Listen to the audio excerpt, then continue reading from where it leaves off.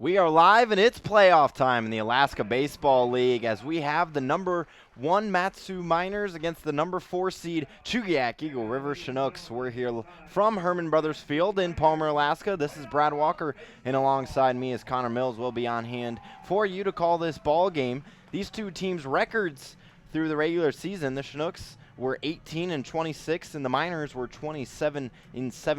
The Chinooks finished 9 games behind the Matsu Miners, and it's a historical night for the Chinooks organization as this is their first ever playoff appearance after they have finished 5th in the past 6 years as a team.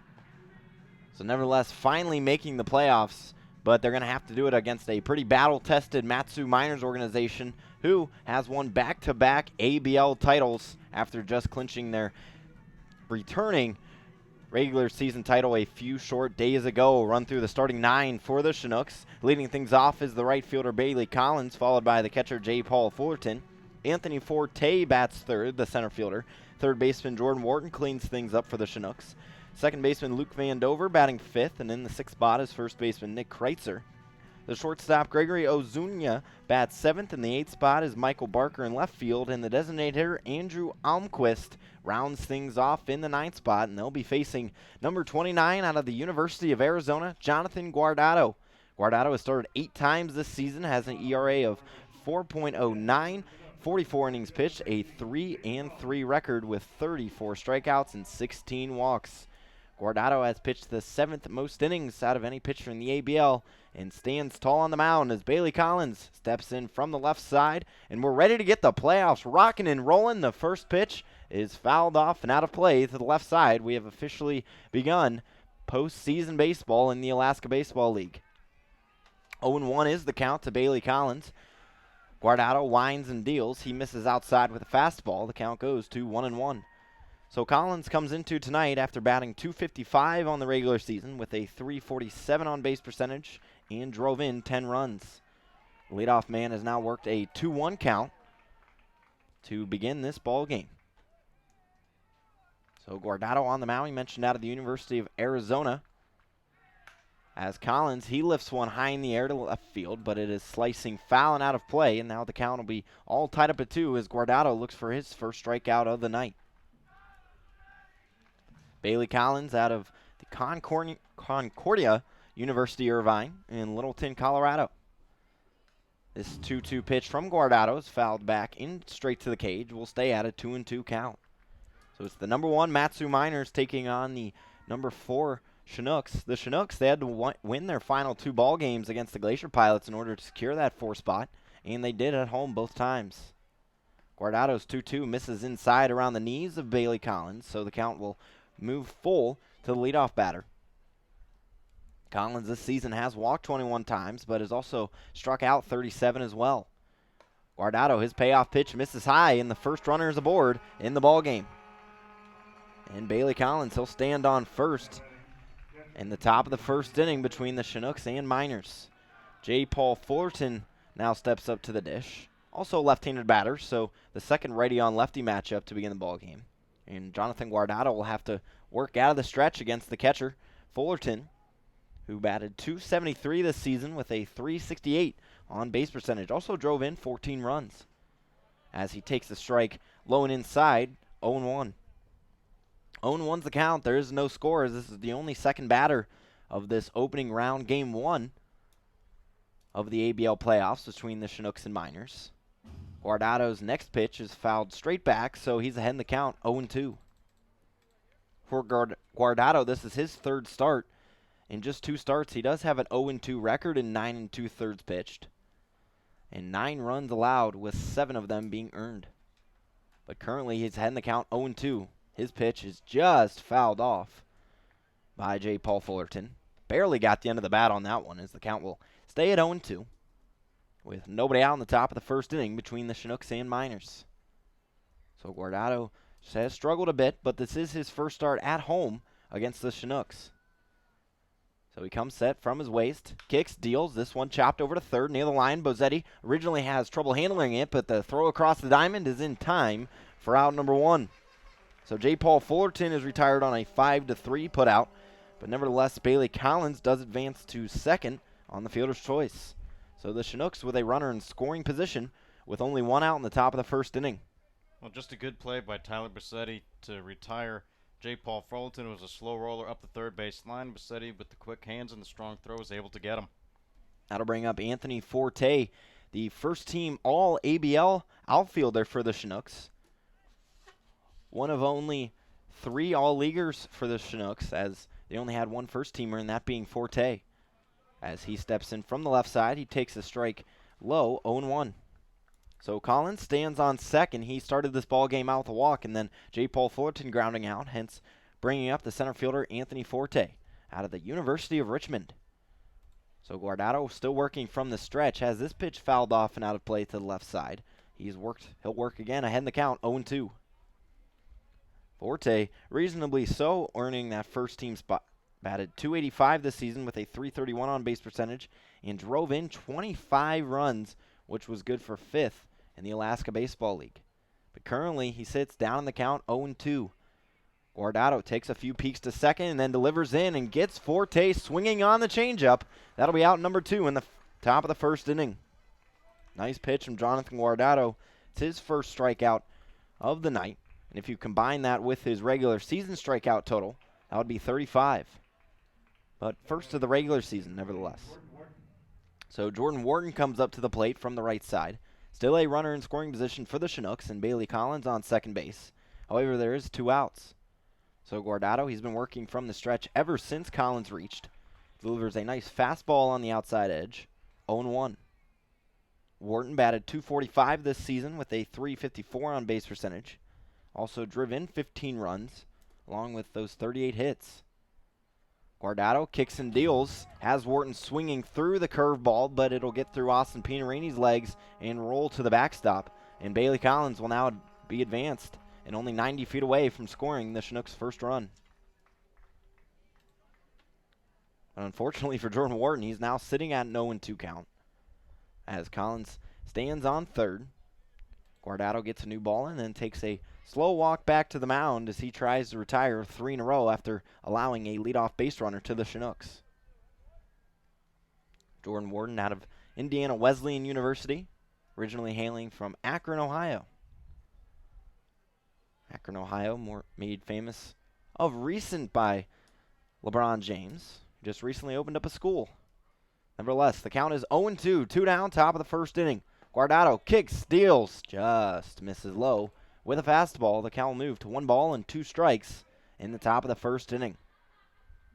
Chinooks and Miners squaring off in game 1 of possibly 3 in this opening round. As Wharton waits on one, sends it deep, right looks at it, go over his head, home run, Chinooks. A 2-run blast off the bat of Jordan Wharton gives the Chinooks an early 2-0 lead over the Mat-Su Miners. That's what happens when you leave a hanging breaking ball over the plate, partner. Yes, it is, and that was a long, deep shot off the bat of Jordan Wharton. Just the way that the Chinooks needed to start off this game. So the Chinooks, who only have 16 players on the roster currently, now hold a 2-0 lead as they scored the least out of any team in the ABL this season, but nevertheless are leading this ball game 2-0. But Luke Van Dover, he dribbles one over to second, moving over to his right and in is Caleb Van Blake, who makes the play for out number 3. But not before the Chugiak Eagle-River Chinooks strike first in this ball game with a 2-run home run thanks to Jordan Wharton. It's the Chinooks 2, Miners nothing. The Miners will come to the plate for the first time tonight when we return on the Mat-Su Miners Radio Network.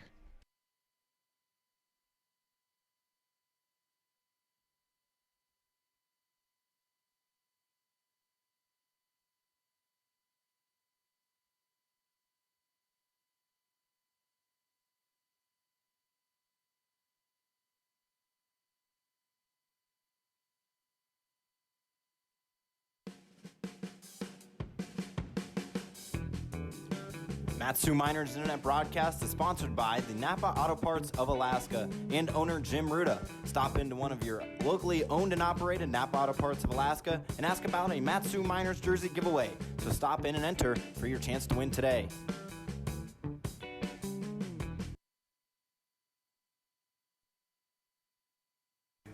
This is Kona Quiggle, outfield infield from Grand Canyon University, and you're listening to Matsu Miners Radio. The Chinooks strike early in this game one of the opening round in the ABL playoffs, 2-0 with a two-run home run. And now the Miners will try to retaliate as they step up to the dish for the first time tonight. And their order will go as follows. Leading things off for the Miners is the center fielder Kona Quiggle, followed by second baseman Caleb Van Blake. The designated hitter for the evening of Matsu is Spencer Henson, batting in the 3-hole. Cleaning things up for the Miners is the man behind the plate, Austin Pinerini. Right fielder Nick Brooks bats 5th. In the 6th spot is first baseman Josh Hatcher. Third baseman Tyler Bozetti bats 7th. In the 8th spot is left fielder Danny Wright. And Drew Swift rounds things out in the shortstop position. They'll be facing left-handed thrower Larson Kindrick. Kindrick on the season has 8 appearances. 6 of them have been starts, and with a 1-3 record, has pitched 36 1/3 innings with a 4.95 ERA. The Biola University signee just recently graduated high school this past spring from Medford, Oregon, and then made his way up to Alaska, where he's put together a pretty solid campaign. But nevertheless, Kona Quiggle stands in from the left side. He'll be the first batter for the Miners, as he hits a line shot down to first base, but Nick Kreitzer rises and grabs that one for out number 1. So Kona Quiggle squares it up, but unfortunately it goes right into the leather of Nick Kreitzer. Well, that's a good sign from Kona Quiggle and a good sign to see what comes next for the Matsu Miners. You always want to see them get out to a hot start, and the line drive off the bat is a good sign. And the second baseman from UC Davis will now stand in, and Caleb Van Blake, so another lefty on lefty for Larson Kindrick, as he misses high with a fastball, 1-0. The officiating crew tonight is Scott Johnston's the man calling the balls and strikes. Brad Polk on the first base side. And over on the third base side is James Purnell. His 1-0 pitch is towered behind home plate. J. Paul Fullerton is eyeing it up, and he'll just make the catch in front of the backstop for out number 2. So 3 pitches and already 2 outs for the Miners in the bottom of the first inning, as they trail the Chinooks 2-0 in this opening round of the ABL playoffs. That'll bring up Spencer Henson with 2 outs. Henson, the designated hitter, was a second-team All-League selection at first base.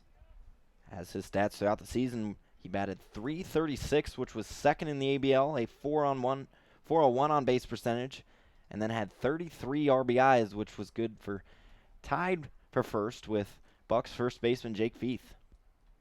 First right-handed batter that Larson Kindrick will see, as he gets Spencer Henson swinging through a first pitch changeup. 0-1. 2 outs, bottom of the first inning. Chinooks leading the Miners 2-0.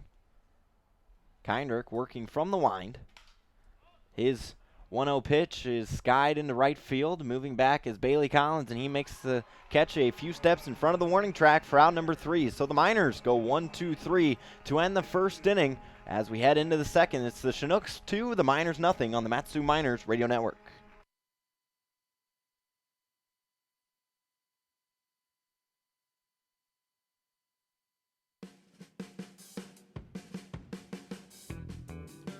Matsu Miners Internet broadcast is sponsored by the Napa Auto Parts of Alaska and owner Jim Ruda. Stop into one of your locally owned and operated Napa Auto Parts of Alaska and ask about a Matsu Miners jersey giveaway. So stop in and enter for your chance to win today.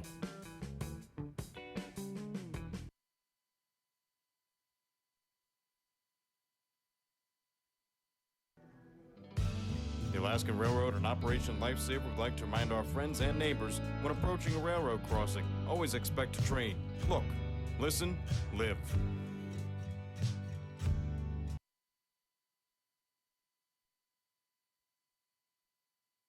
Hey, I'm Tyler Bassetti. I'm from Nevada, Reno, and you're listening to Matsu Miners Baseball. So after a Chugiak-dominated first inning, we head into the second in Palmer, Alaska at Herman Brothers Field with the Chinooks on top of the Miners 2-0. Kreitzer, Ozunia, and Barker are all due up for the Chinooks as they try to possibly tack on some more runs after Jordan Wharton hit a 2-run home run in the top of the first inning.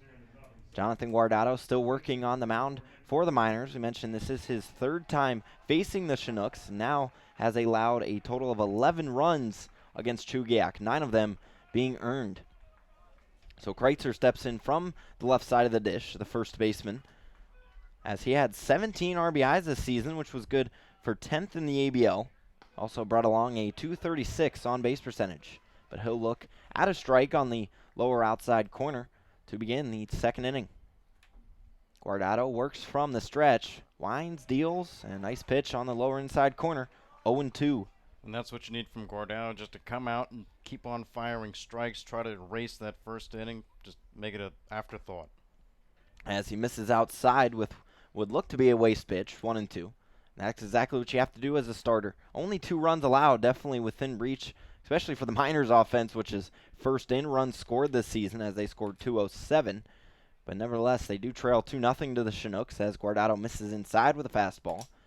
His 2-2 is a soft liner over the shortstop. Drew Swift backing up, tried to bat it down. He did, but it'll get away from him and roll into center field.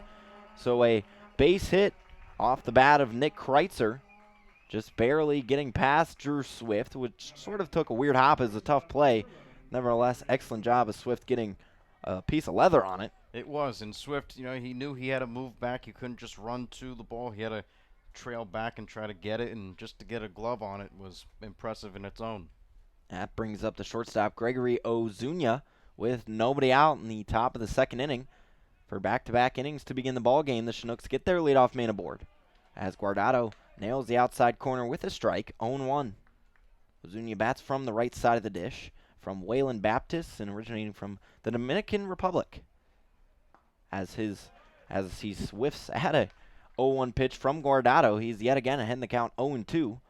So Guardado, for the most part, to begin this game, is really getting ahead of batters quite nicely. As he comes set from his waist, kicks, offers, gets Ozuna to swing through at a breaking pitch in the dirt for strike 3. So Guardado, just as he did back in the first inning after allowing the leadoff man on, gets a guy out, this time via the strikeout. So he now has 2 on the ball game, as that brings up the left fielder, Michael Barker, a pitcher-converted left fielder. As we mentioned, the Chinooks only down to 16 guys on the roster, so they have 2 original pitchers in the lineup, in Barker and Almquist. So Barker, he steps in from the left side. He chops one over to first. Hatcher comes up on it, throws the second for 1. The throw back to first is not in time for the double play. Great attempt by the Miners defense to try to turn 2, but nevertheless, they do get the lead runner at second, as that will be the second out in the top of the second inning. On a 3-6 putout, as Michael Barker will reach choice on a fielder's choice. So Nick Kreitzer is retired as he jogs back to the dugout. As that brings up Andrew Almquist. We mentioned another pitcher-converted position player as he fouls this one back, 0-1. Chinooks leading the Miners 2-0 in the top of the second inning. Almquist, batting from the right side, is only batted in one game, in which he went 1 for 4. As he lines this one straight back, Guardado yet again ahead in the count, 0-2. As Almquist, we mentioned, this is only his second game batting, but nevertheless, Barker stands on first. Guardado kicks, deals, just misses low with a fastball, 1-2. Guardado, unlike last inning, trying to get out of this one unscathed, even though he allowed the leadoff man on. So his 1-2 delivery, this one is lined over to the right side and foul, so we'll stay at a 1-2 count. Every pitch vital, especially now that we're in the playoffs. Even though we have 8 innings to play, the Miners would like to just hold it to a 2-run deficit for their batters. As Guardado's 1-2 offers, a snap-down throw from Pinarini is not in time. Whoo, that was close. Pinarini did a great job right there. It was an outside pitch, grabbed it, and then immediately stepped over to try to get Barker sleeping, as he almost did. Nevertheless, the count will go to 2-2 with 2 outs in the top of the second inning. Guardado delivers in. This strike is in there for strike 3 to end the top of the second inning. Guardado allows a runner on, but the Chinooks will leave him aboard as we head into the bottom of the second inning with the Chinooks atop the Miners 2-0 on the Mat-Su Miners Radio Network.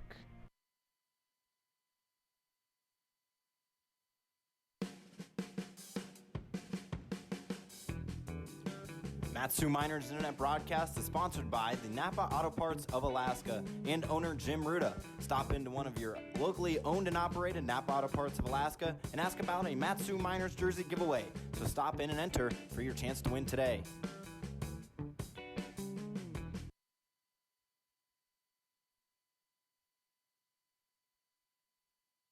Hey y'all, I'm Blake Shelton. I love that country music connects people all over this great nation, but unfortunately so does something else, childhood hunger. 15 million children struggle with hunger in America. That's why the Feeding America nationwide network of food banks works to rescue our surplus food to help provide billions of meals to families in need across the country. Join the fight against hunger at feedingamerica.org. Together, we can solve hunger. Together, we're Feeding America. Brought to you by Feeding America and the Ad Council. It's Josh Hatcher here, infield outfield from Mississippi State University, and you're listening to Mat-Su Miners Radio. It's the bottom of the second inning between the Chinooks and Miners.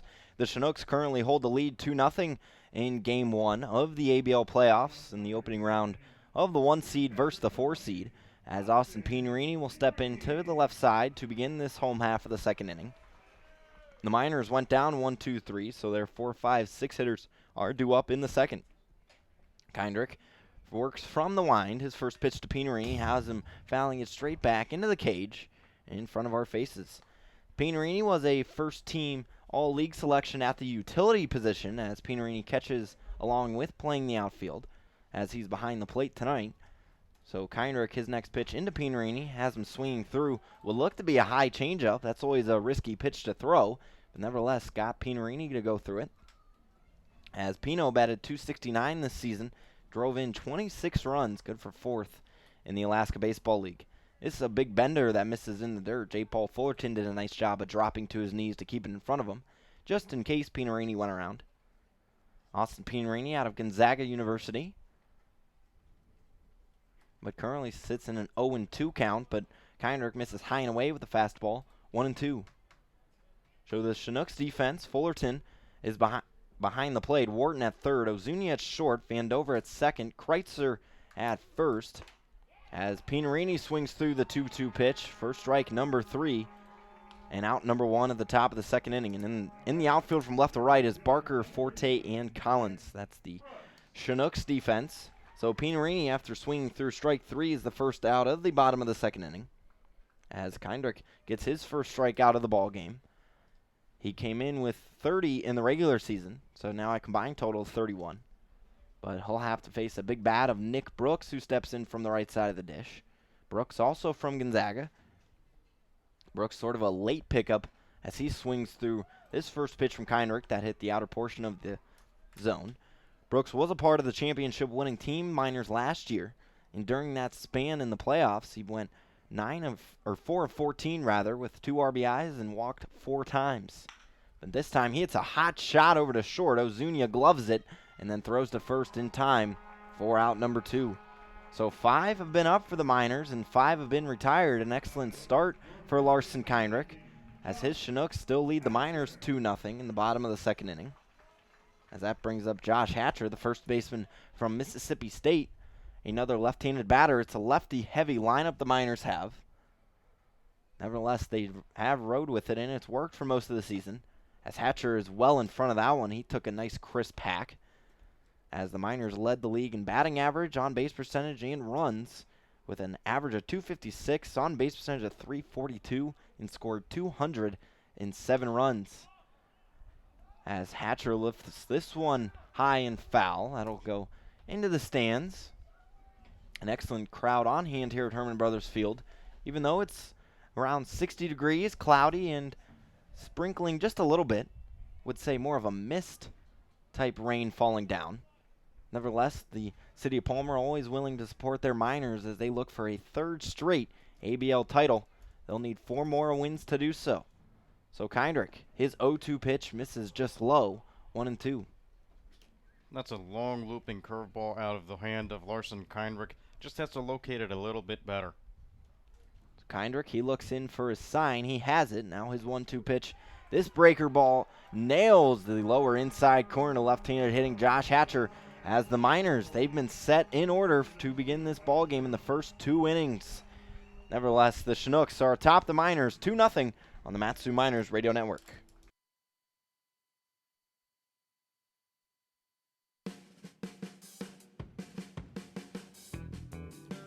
Matsu Miners Internet Broadcast is sponsored by the Napa Auto Parts of Alaska and owner Jim Ruda. Stop into one of your locally owned and operated Napa Auto Parts of Alaska and ask about a Matsu Miners jersey giveaway.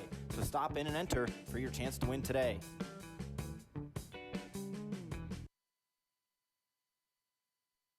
Hey y'all, I'm Blake Shelton. I love that country music connects people all over this great nation, but unfortunately so does something else, childhood hunger.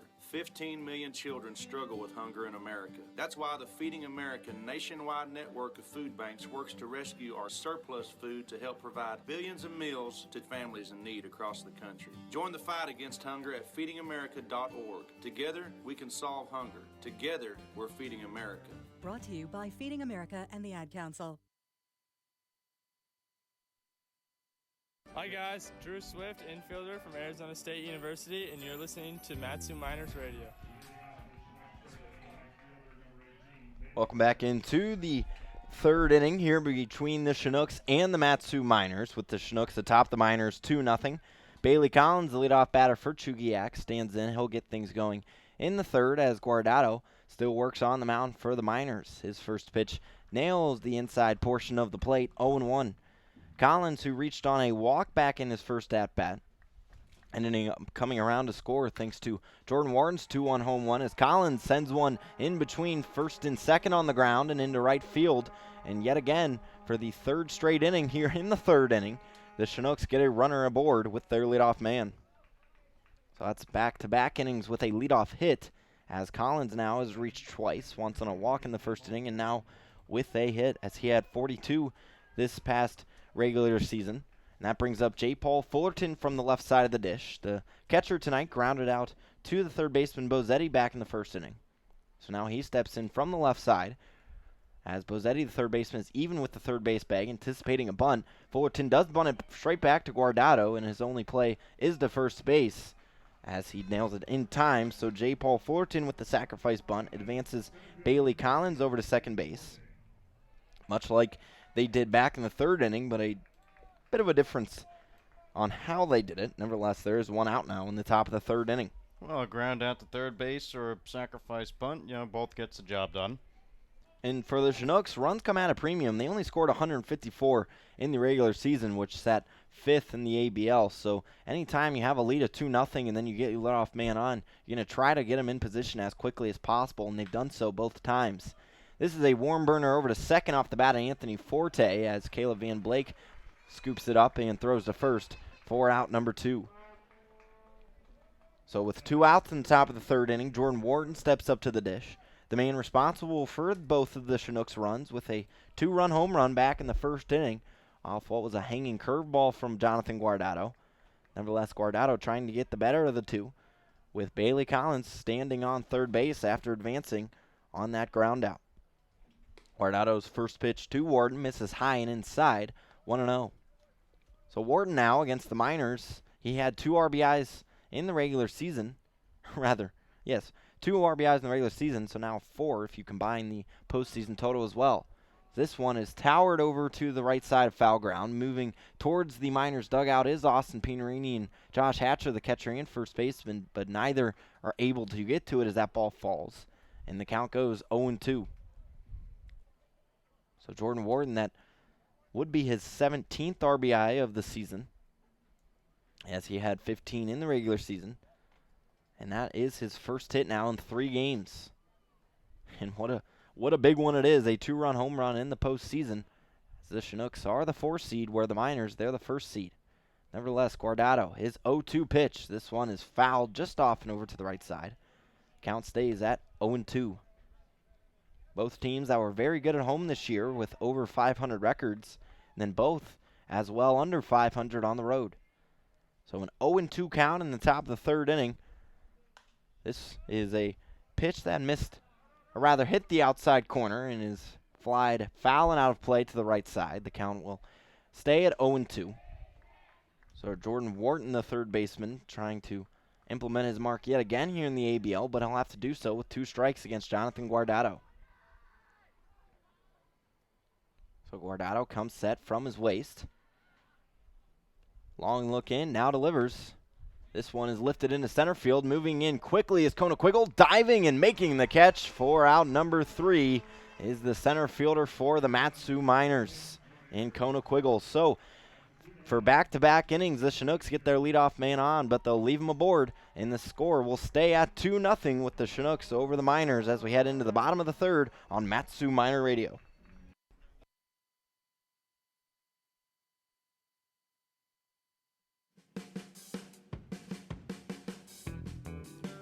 Mat-Su Miners Internet broadcast is sponsored by the Napa Auto Parts of Alaska and owner Jim Ruda. Stop into one of your locally owned and operated Napa Auto Parts of Alaska and ask about a Mat-Su Miners jersey giveaway. So stop in and enter for your chance to win today.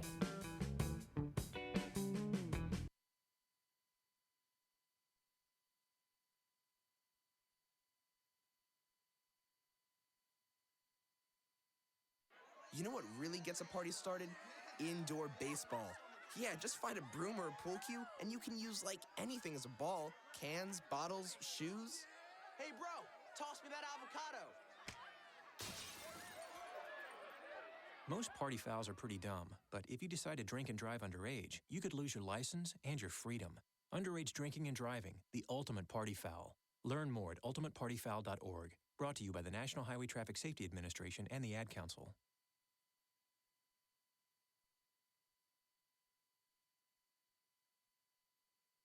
Hey, I'm Tyler Bassetti. I'm from Nevada, Reno, and you're listening to Mat-Su Miners Baseball. The Miners in search for their first run of the ball game as they step up to the plate in the bottom of the third inning. They trail the Chinooks 2-0 here in this game 1 of the ABL opening round between the first and 4 seeds. Larson Kindrick, the southpaw, still stands on the rubber for the Chinooks. So working from the wind, his first pitch into Tyler Bozetti misses high, 1-0.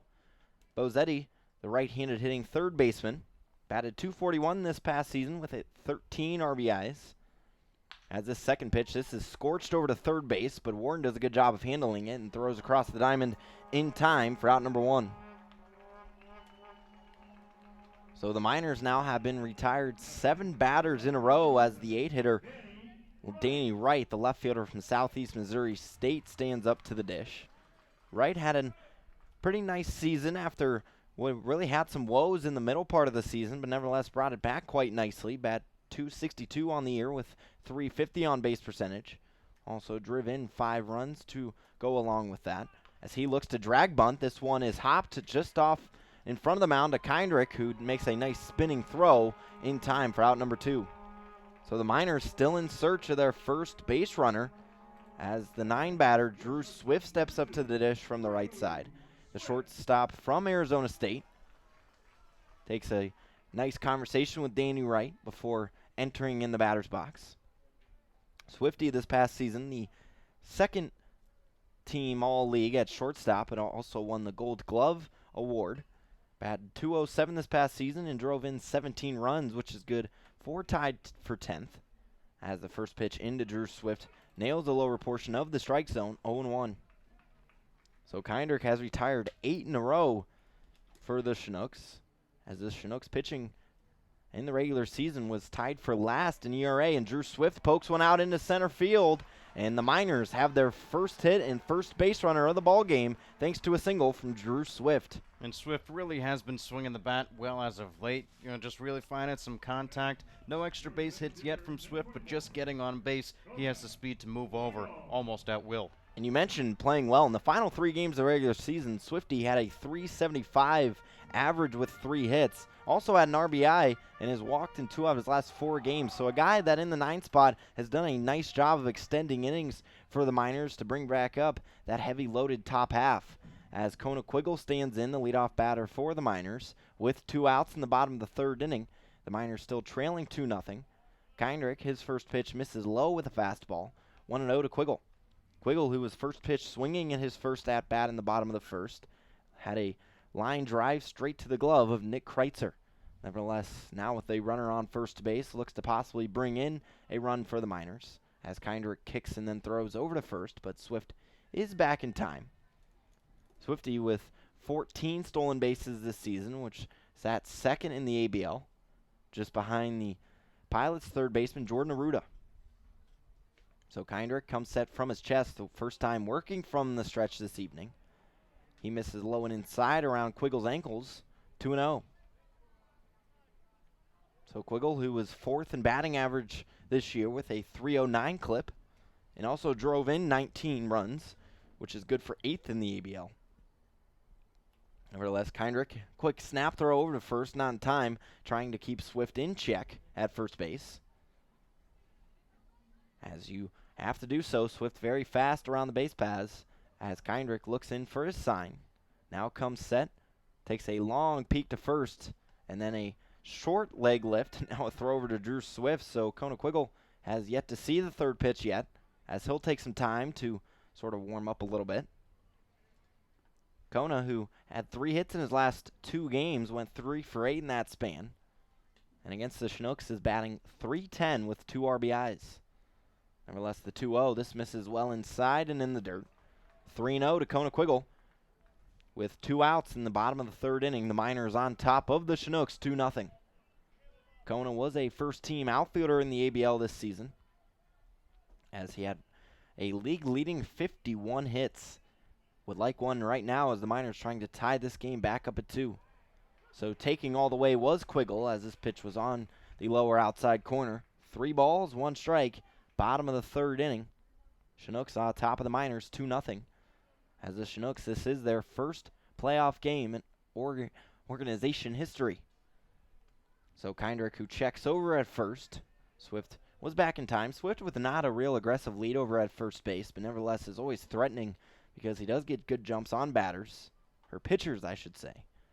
So Kindrick, who takes a long peek at first, now motions to the plate. Kona Quiggle lifts one high in the air to right field, near the right field line, and gone! This ball game is tied at 2 in the bottom of the 3rd inning thanks to Kona Quiggle, his 3rd home run of the season, and now has 21 RBIs driven in if you include the regular season, and it's the Chinooks 2, Miners 2, all 4 runs, I should say, have come off 2 home runs between the Chinooks and Miners. That was a moonshot, Connor. Absolutely. That was a high looping shot deep into right field, right along the line, and luckily it's not sunny enough. We could see that ball clearly move over the 322, and just a great job for Kona Quiggle to get this game tied up. So that really sparks up a flame in the Miners bullpen and the dugout, and the Miners faithful watching just outside of the playing grounds, as this game is all tied up at 2 in Game 1 of the opening round of the ABL playoffs between the number 4 seed Chugiak Eagle-River Chinooks and number 1 seed Mat-Su Miners. Caleb Van Blake tries to follow that up as he swings through a first pitch from Kindrick. A second pitch is a breaking ball that misses low and away. The count goes to 1-1. So we mentioned that is Kona's 3rd home run this season. He had 2 in the regular season and now 1 in the postseason. Nevertheless, Kindrick winds, deals, misses outside with a fastball. The count goes to 2-1. So all tied up at 2 as the Miners, if you can combine their regular season total in runs, have scored 209. As impressive as that sounds, that's still 3 less than last year's total, which sat at 212. As Van Blake dribbles this one just behind home plate, foul, 2-2 with 2 outs in the bottom of the 3rd inning. Big home run from Kona Quiggle tied this game up as Caleb Van Blake looks to keep the rally going as he is in a 2-2 count. Kindrick winds, deals, and Van Blake pops it in the air near the 3rd base line, and just in shallow left field near that line, making the catch is Jordan Wharton for out number 3, but not before Kona Quiggle with a big 2-run home run to tie this ball game up at 2 between the Chinooks and Miners. 4th inning coming up next on the Mat-Su Miners Radio Network.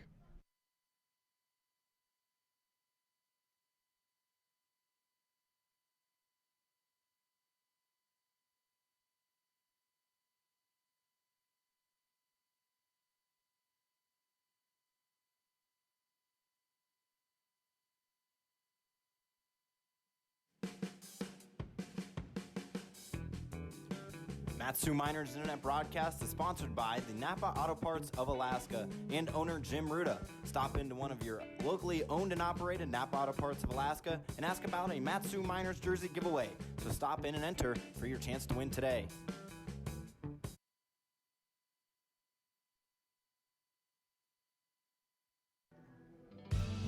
Alaskan Railroad and Operation Lifesaver would like to remind our friends and neighbors when approaching a railroad crossing, always expect a train.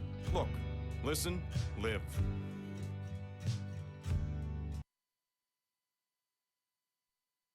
It's Josh Hatcher here, infield outfield from Mississippi State University, and you're listening to Matsu Miners Radio.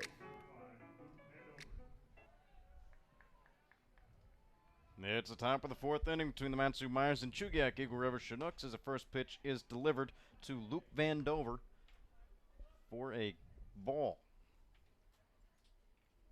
It'll be Luke Van Dover. This one is in for a called strike. Van Dover, Nick Kreitzer, and Gregory Osuna all due up here in the top of the fourth inning. Kona Quiggle tied this game up at 2 thanks to his first home run in the postseason in the first game. Miners 2, Chinooks 2 as this one is swung on and fouled off. 1 ball and 2 strikes is the count into Luke Van Dover. Van Dover on the day is 0 for 1. Grounded out to second base his first time up. The 1-2 pitch is swung on and missed for strike 3. A good strikeout from Jonathan Guardado gets the first out here in the top of the fourth inning. Nick Kreitzer now at the plate. Guardado really has that off-speed working, has gotten a few Chinooks hitters to really whiff at it quite in front of it, so he just keeps having to mix up the pitches and the outs will keep rolling in. Kreitzer on the day, he's 1 for 1 as he watches this pitch sail high and away for ball 1. 1-0 the count to Nick Kreitzer, who singled in his first at-bat. This one is swung on and missed. 1 ball and 1 strike. Again, it's a Miners 2, Chinooks 2, Game 1 of the playoffs. For the first time since 2012, the Chinooks are in the postseason as a breaking ball misses just a bit high. 2 balls and 1 strike. Miners, of course, securing the first seed against the Bucks. This one swung on, line drive deep out into right field. Nick Brooks giving chase. He'll play it. He will not play it, as that's a line drive shot off the bat of Nick Kreitzer. It's out of here. Nick Kreitzer breaks the tie right after the Matsu Miners tied it up. Kreitzer, first home run in the postseason. Chinooks 3, Miners 2. Jeez, I didn't realize we came to a home run derby, especially in a first playoff game. Both teams really teeing off right now, but nevertheless, if you're going to give up a home run, might as well come off a solo shot. So if you're Jonathan Guardado, you got to shake it off because essentially it's a 1-0 game currently. So you just have to keep doing your job and keep trying to fool these Chinooks hitters. A home run from Nick Kreitzer puts the score at Chinooks 3, Miners 2. And now at the plate is Gregory Osuna. Osuna on the day, he struck out 1 time, the second strikeout victim for Jonathan Guardado. That's a line shot into right field. Nick Brooks has it, and on base with his first hit of the day, 1 for 2, is Gregory Osuna. And Guardado's woes against the Chinooks just keep on coming up. Following the home run, giving up a single, really has to buckle down as there's some essential pitches coming up. And now with the home run and now single, pitching coach Jeff Erlab will come to the mound and he'll chat with Jonathan Guardado. Guardado again struggling against the Chinooks. Gave up 5 runs in 7 innings. 5 earned. Last time he faced the Chinooks at Lee Jordan Field, and not a lot of magic for the Miners at Lee Jordan this season. 1 and 4. Yeah, you can say that again. Definitely the Miners were glad knowing they're going to play the Chinooks at home where they're 6-0 against Chugiak. But nevertheless, it was a tough spot to play Lee Jordan Field. I mean, the Chinooks, they were 13-9 at home. If it wasn't so much for the struggles on the road for Chugiak, they may have a higher seed, but nevertheless, they really need to pull off something here on the road against the Miners if they possibly want to sneak out a win, maybe 2 to move into the top of the World Series. So there's a runner on first base here in the top of the fourth inning. Chinooks 3, Miners 2. Miners and Chinooks all runs coming on home runs as the first pitch is delivered to Michael Barker. Barker grounded into a fielder's choice his last time up. As now pitching from the stretch is Jonathan Guardado. The 1-0 misses outside. 2 balls and no strikes to Michael Barker, and 2 straight balls is not what your pitching coach wants to see. No, it's not, especially after possibly going over a scouting report or telling you what you need to work on. Nevertheless, Guardado just got to forget about it and just start attacking batters.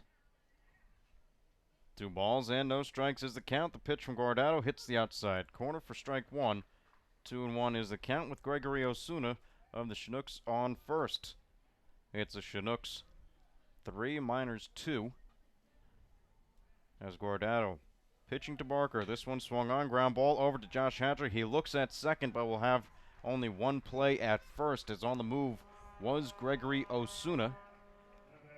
So instead of a stolen base, it will be just another fielder's choice for Michael Barker, as now Andrew Almquist, a pitcher turned designated hitter. Back-to-back pitchers in the lineup. One in left field, one a designated hitter. This one, Andrew Almquist. Almquist struck out looking his first time up. As now with 2 outs here in the top of the 4th inning, Guardado looks to get out of it, only allowing 1 run.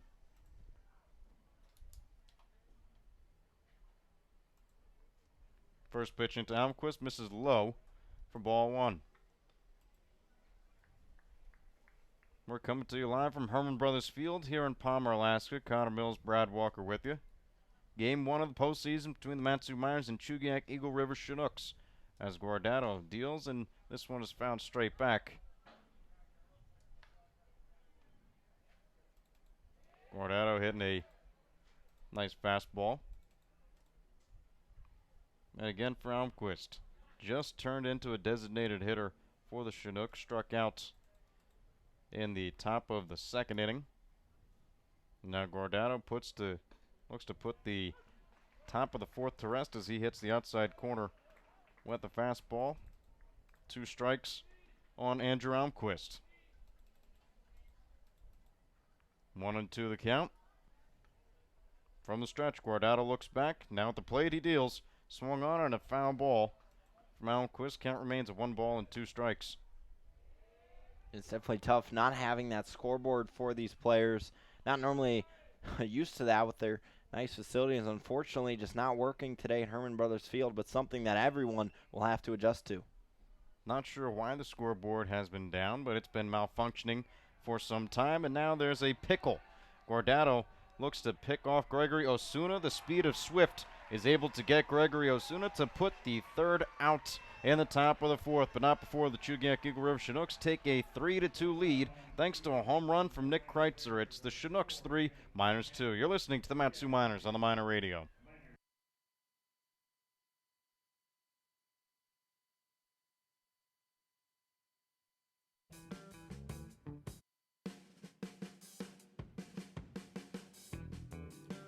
Mat-Su Miners Internet broadcast is sponsored by the Napa Auto Parts of Alaska and owner Jim Ruda. Stop into one of your locally owned and operated Napa Auto Parts of Alaska and ask about a Mat-Su Miners jersey giveaway.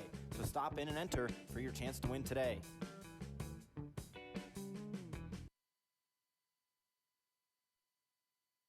You know what really gets a party started? Indoor baseball. Yeah, just find a broom or a pool cue, and you can use like anything as a ball. Cans, bottles, shoes. Hey bro, toss me that avocado. Most party fouls are pretty dumb, but if you decide to drink and drive underage, you could lose your license and your freedom. Underage drinking and driving, the ultimate party foul. Learn more at ultimatepartyfoul.org. Brought to you by the National Highway Traffic Safety Administration and the Ad Council.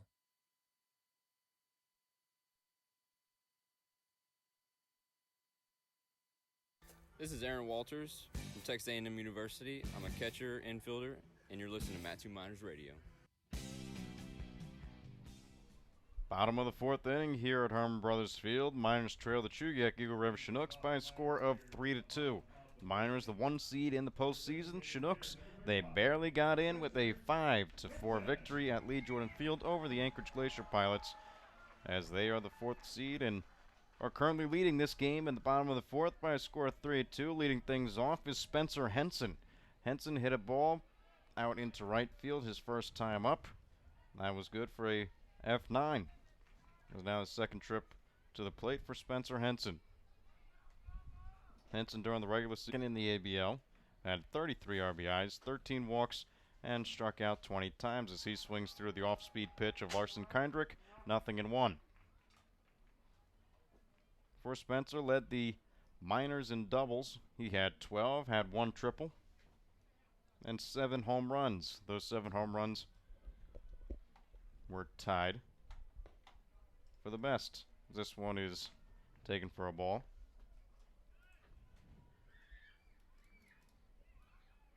One ball and 1 strike into Spencer Henson as this one sails high.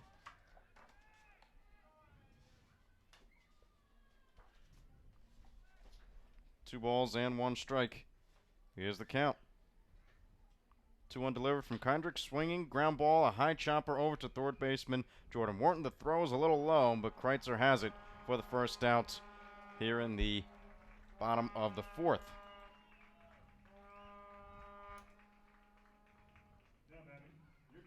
The internet might have gone down just for a bit if you're just returning here. Ground ball from Spencer Henson, a 5-3 putout to begin things here in the bottom of the 4th inning. As now Austin Pianarini stands in at the plate. He takes the first pitch in for a called strike. 0-1. It's important if the Miners really want to win this ball game, get the heart of their order rolling in the veteran guys like Henson, Pianarini, and Brooks. Second pitch is swung on and missed by Austin Pianarini. No balls and 2 strikes to Austin Pianarini as the Miners, they trail this one to the Chinooks by a score of 3-2. The 0-2 offering is a breaking ball. This one's a high looper out into shallow left center field. That will be caught by the left fielder Michael Barker, ranging in from left to left center for the second out of the inning. Looked like at first that had a good chance of dropping, but unfortunately a little too much underneath of it. Able Michael Barker to move over and make the catch. So now there are 2 away with Nick Brooks at the plate. Brooks grounded out to shortstop his first time up. Batted .255 during the regular season, had 7 RBIs, and has walked 6 times. As from the windup, Kendrick's first pitch is swung on and fouled straight back. 0-1. Should Nick Brooks extend the inning, Josh Hatcher is the man on deck. The righty, then lefty against Larson Kendrick. Lefty on righty matchup at the mound and plate as this one's a line drive deep out into right center field, and this one hits off the scoreboard. That's a home run. Home run, Nick Brooks. A hot shot off the scoreboard. If it wasn't broken, it's broken now. Yeah, definitely. That'll really shut down that scoreboard. Much like a video game style hit there from Nick Brooks, but a huge hit nevertheless in the 4th inning to tie this game up. Crazy. All the runs have come off home runs. Well, this is a good home run derby right now. It's Nick Brooks and Kona Quiggle, 3, and for the Chinooks, home runs coming from Nick Kreitzer and Jordan Wharton. Wharton had a 2-run shot in the 1st inning. Nick Kreitzer had a 1-run in the top of the 4th, and now we are here in the bottom of the 4th. Nick Brooks ties it up with a home run off the scoreboard as Josh Hatcher stands in. This one's a line shot deep out into center field. Turning around is Anthony Forte. That'll go over his head and one hop the wall. Josh Hatcher rounding second. He's heading for third. The throw over the head of Gregory Osuna. Head first slide. It's a 2-out triple for Josh Hatcher as the Mat-Su Miners. That is huge to get the rally going. I mentioned this middle part of the order really has to be the stable part for the Miners to get things going. And Hatcher to follow up a solo shot with a triple is absolutely huge. Again, Josh Hatcher, a 2-out triple. Internet is coming in and going out, failing us just a little bit, but the Miners, they are red hot right now. A home run from Nick Brooks, and now Josh Hatcher, a 2-out triple. A runner 90 feet away from scoring as there'll be a mound visit to Larson Kendrick. We'll step aside just for a second, and after the mound visit, it's the Miners 3, the Chinooks 3. We'll be right back.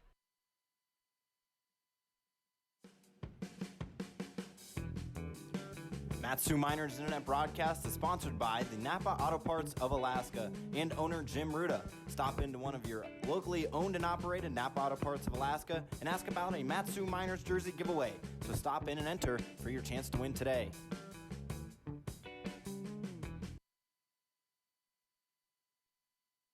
Hey, I'm Tyler Bassetti. I'm from Nevada, Reno, and you're listening to Matsu Miners Baseball. Welcome back after the short mound visit. It's the Miners 3, Chinooks 3, as now Tyler Bassetti is at the plate. Josh Hatcher had a 2-out triple. He stands on third. It's the Miners 3, Chinooks 3.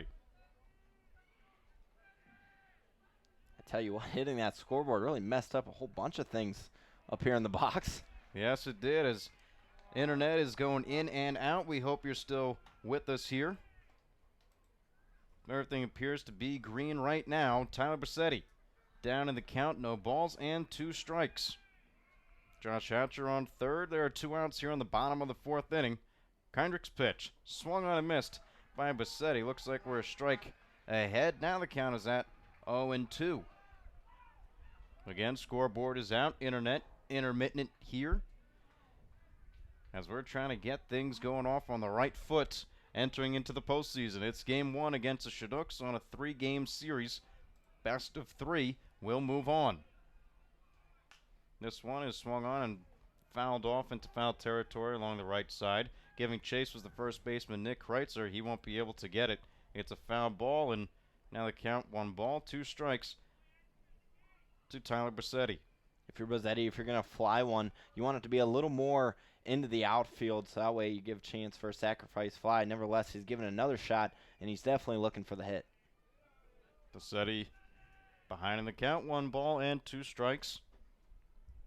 As the 5th pitch is about to be delivered from Larson Kendrick to Tyler Bassetti.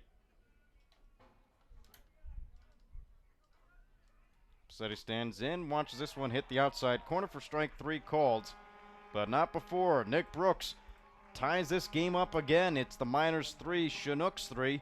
We're heading into the bottom or top of the 5th inning. You're listening to the Matsu Miners on the Miner Radio.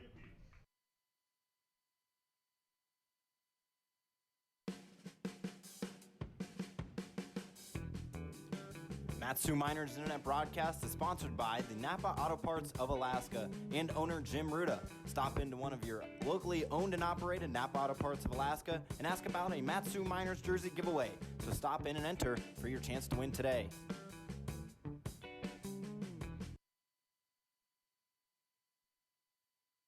Hey y'all, I'm Blake Shelton. I love that country music connects people all over this great nation, but unfortunately so does something else: childhood hunger. 15 million children struggle with hunger in America. That's why the Feeding America nationwide network of food banks works to rescue our surplus food to help provide billions of meals to families in need across the country. Join the fight against hunger at feedingamerica.org. Together, we can solve hunger. Together, we're Feeding America. Brought to you by Feeding America and the Ad Council. This is Kona Quiggle, outfield infield from Grand Canyon University, and you're listening to Matsu Miners Radio.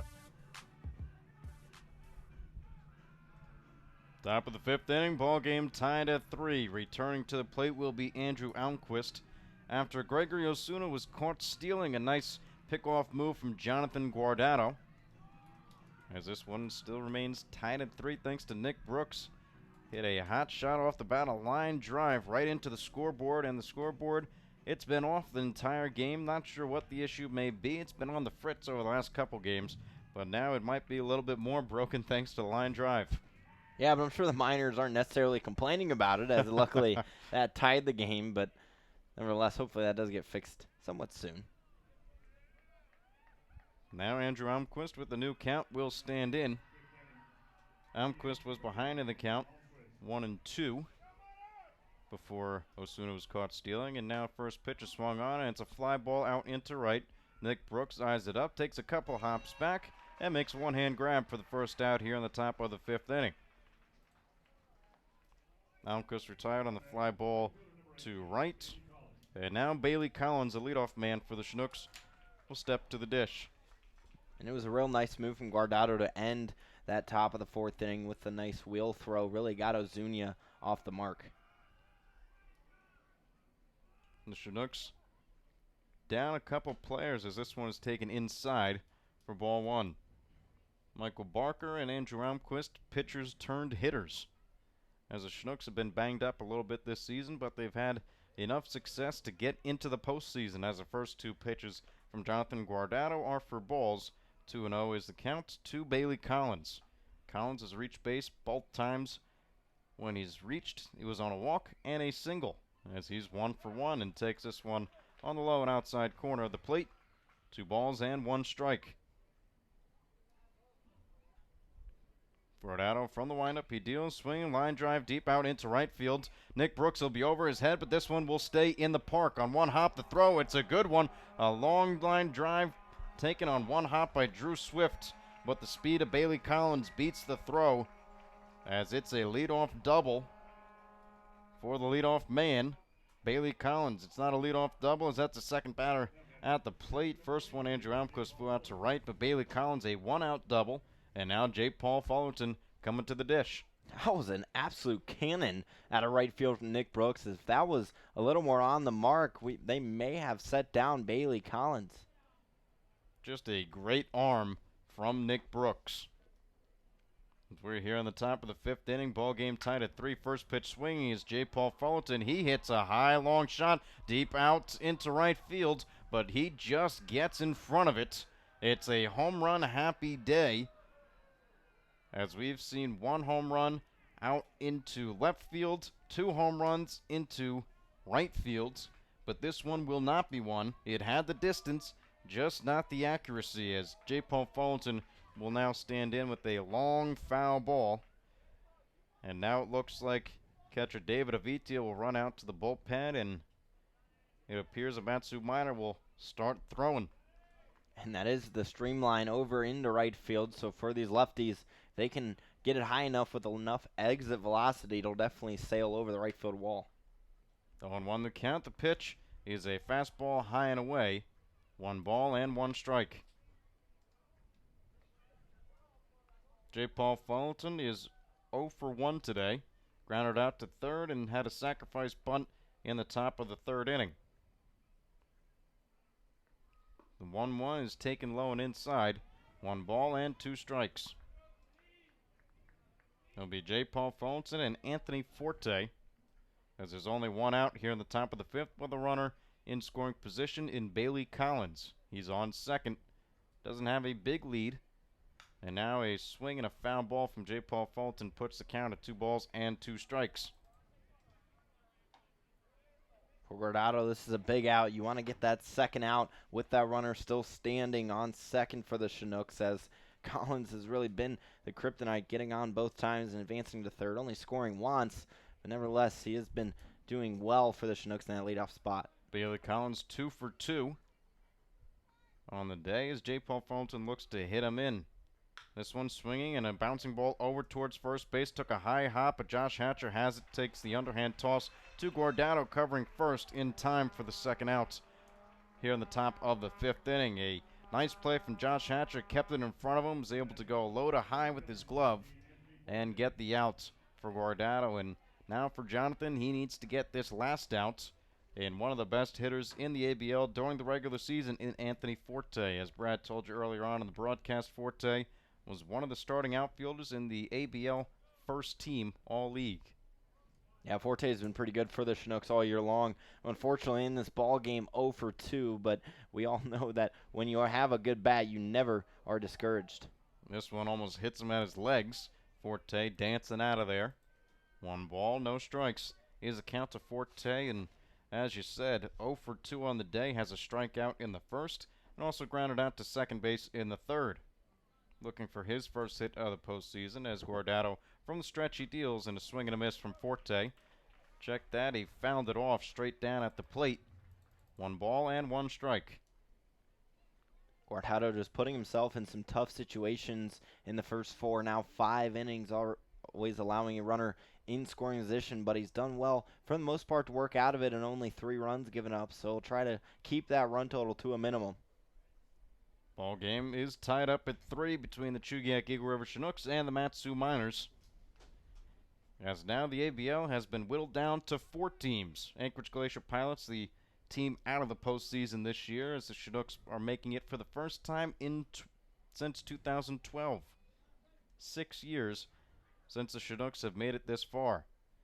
As 1-1 is swung on, a looping shot over the third baseman Tyler Bassetti, but it slices foul. So says third base umpire James Purnell. That would have been a real sort of cringy way to give up the lead right there, or give the lead to the Chinooks there for the Miners, as that was just a shot where no one was. Looks like Josh Haley, left-handed pitcher out of the University of Arizona, is warming up in the bullpen. Should Guardado struggle here more in the fifth, as this one's a low looping shot into shallow right field. Now get down for a base hit, and the tie is broken again. Miners and Chinooks are trading shots. This one was not a home run, but it does the job for the Chinooks. It's now Chugiak Eagle-River Chinooks 4, Mat-Su Miners 3. Not a hard shot off the bat of Anthony Forte, but it was good for an RBI single.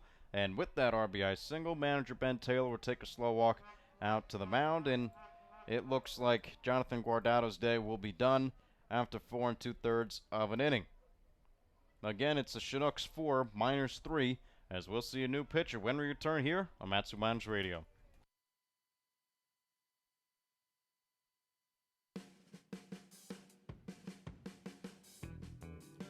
Mat-Su Miners Internet broadcast is sponsored by the Napa Auto Parts of Alaska and owner Jim Ruda. Stop into one of your locally owned and operated Napa Auto Parts of Alaska and ask about a Mat-Su Miners jersey giveaway. So stop in and enter for your chance to win today.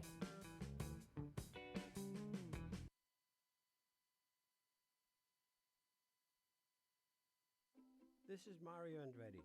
You know me as a race car driver, but I'm also a Meals on Wheels volunteer. I've raced against the sport's biggest personalities, but I've never met more vibrant, amazing people than the seniors served by Meals on Wheels. You can make a difference by dropping off a hot meal and saying a quick hello. So, America, let's do lunch. Volunteer your lunch break at americaletsdolunch.org. This message brought to you by Meals on Wheels America and the Ad Council. I'm Josh Haley, left-handed pitcher from the University of Arizona, and you're listening to Mat-Su Minor Radio. The new man on the mound for the Mat-Su Miners is left-hand pitcher out of Arizona, Josh Haley. Haley coming in relief for Jonathan Guardado, who went 4 2/3 of an innings pitched, has allowed 7 hits, 4 runs, all of them being earned, allowed 1 walk, and struck out 4 Chinooks. Josh Haley comes into this game and during the regular season went 3-1, had a 2.47 ERA in 51 innings pitched. He was an all-star for the Mat-Su Miners this year and has appeared in 11 games, 7 of them he's started. Opponents are batting against Josh Haley at .225. Josh averages around 7 strikeouts per 9 innings, has allowed 42 hits, has given up 1 home run. We've seen 3 in this game already, and has struck out 42 batters to 10 walks. Josh Haley looks to shut the door against the Chinooks as they have a 4-3 lead here in the top of the 5th inning. Jordan Wharton will be next, and should Wharton reach, Luke Vandover will be the man after.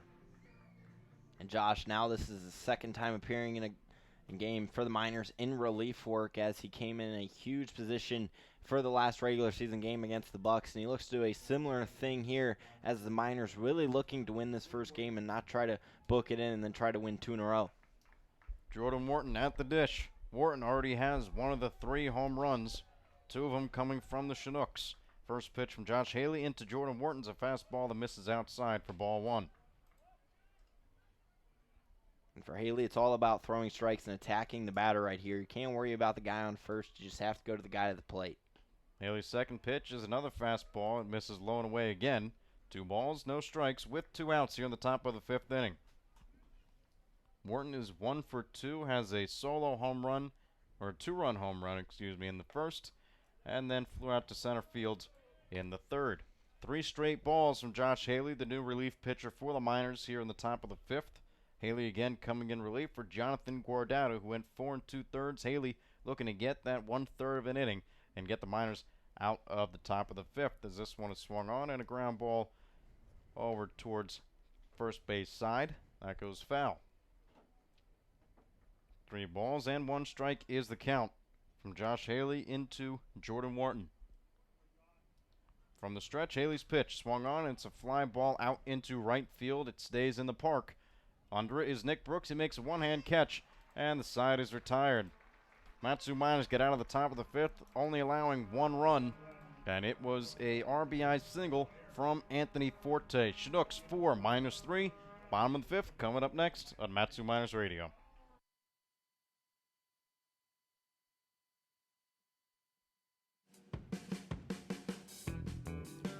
Mat-Su Miners Internet broadcast is sponsored by the Napa Auto Parts of Alaska and owner Jim Ruda. Stop into one of your locally owned and operated Napa Auto Parts of Alaska and ask about a Mat-Su Miners jersey giveaway. So stop in and enter for your chance to win today.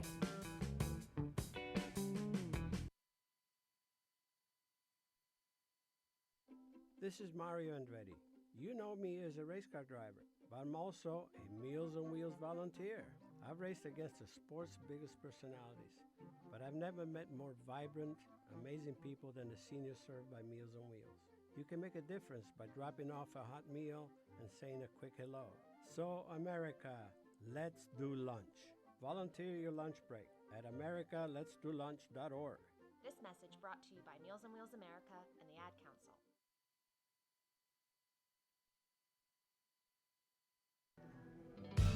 The Alaskan Railroad and Operation Lifesaver would like to remind our friends and neighbors when approaching a railroad crossing, always expect a train.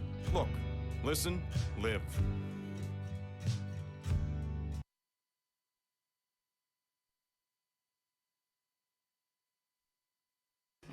What's up, guys? This is Spencer Henson, infielder at Oral Roberts University, and you're listening to Mat-Su Miners Radio. Mat-Su Miners look to play catch-up again here in the bottom of the fifth inning. They trail the Chinooks by a score of 4-3. Miners, all runs coming off of home runs for the Chinooks. 3 out of 4 coming off of home runs. The 4th run, RBI single by Anthony Forte in the top half of the inning, as now the switch hitter Danny Wright looks to do some damage against Larson Kindrick. He's first pitch swinging out a strike. Count is at no balls and 1 strike. Right on the day, he attempted a bunt to try to get on base, but was put out by the pitcher, Larson Kindrick, as the second pitch misses high. 1 ball and 1 strike is the count. For Danny, batted .260 on the season, had 27 hits and 104 at-bats as he swings and pops this one up towards the right side. It goes out of play, and a souvenir for a nice fan at here in Herman Brothers Field. If you're the Miners right now, you're coming up on the 3rd time facing the starter in Larson Kendrick. So this is when you want to attack. You've seen him a few times, and you definitely want to do it before the Chinooks get to their bullpen. This one swung on and just fouled off as Danny Wright stays alive. It just nubbed off the end of the bat. Yeah, I barely got a piece of lumber on it, but always trying to protect with 2 strikes. And if you can just foul it off if it's not your pitch, then do so. And Danny Wright did a nice job of doing that. From the windup, Larson Kindrick. He looks to deal. This one swung on, and another foul ball from Danny Wright. Wright staying alive. 4, 5 pitches deep in this at bat.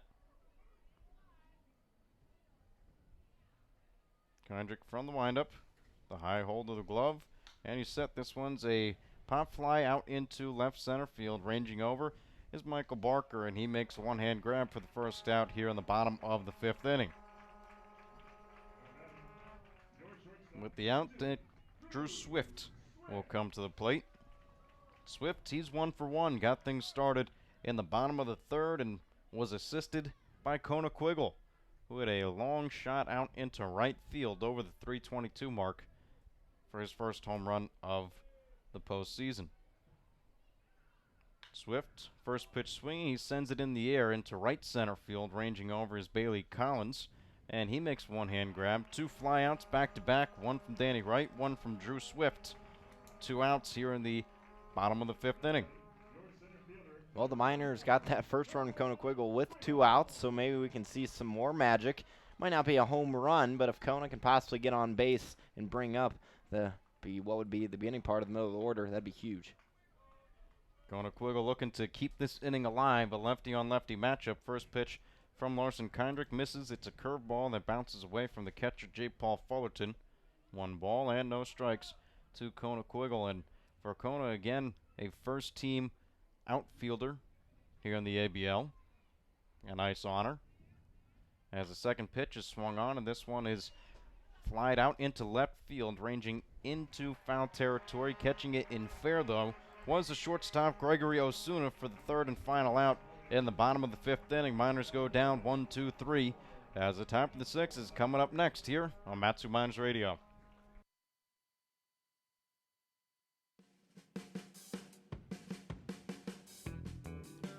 Mat-Su Miners Internet broadcast is sponsored by the Napa Auto Parts of Alaska and owner Jim Ruda. Stop into one of your locally owned and operated Napa Auto Parts of Alaska and ask about a Mat-Su Miners jersey giveaway.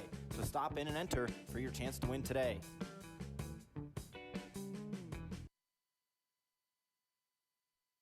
Hey y'all, I'm Blake Shelton. I love that country music connects people all over this great nation, but unfortunately so does something else, childhood hunger.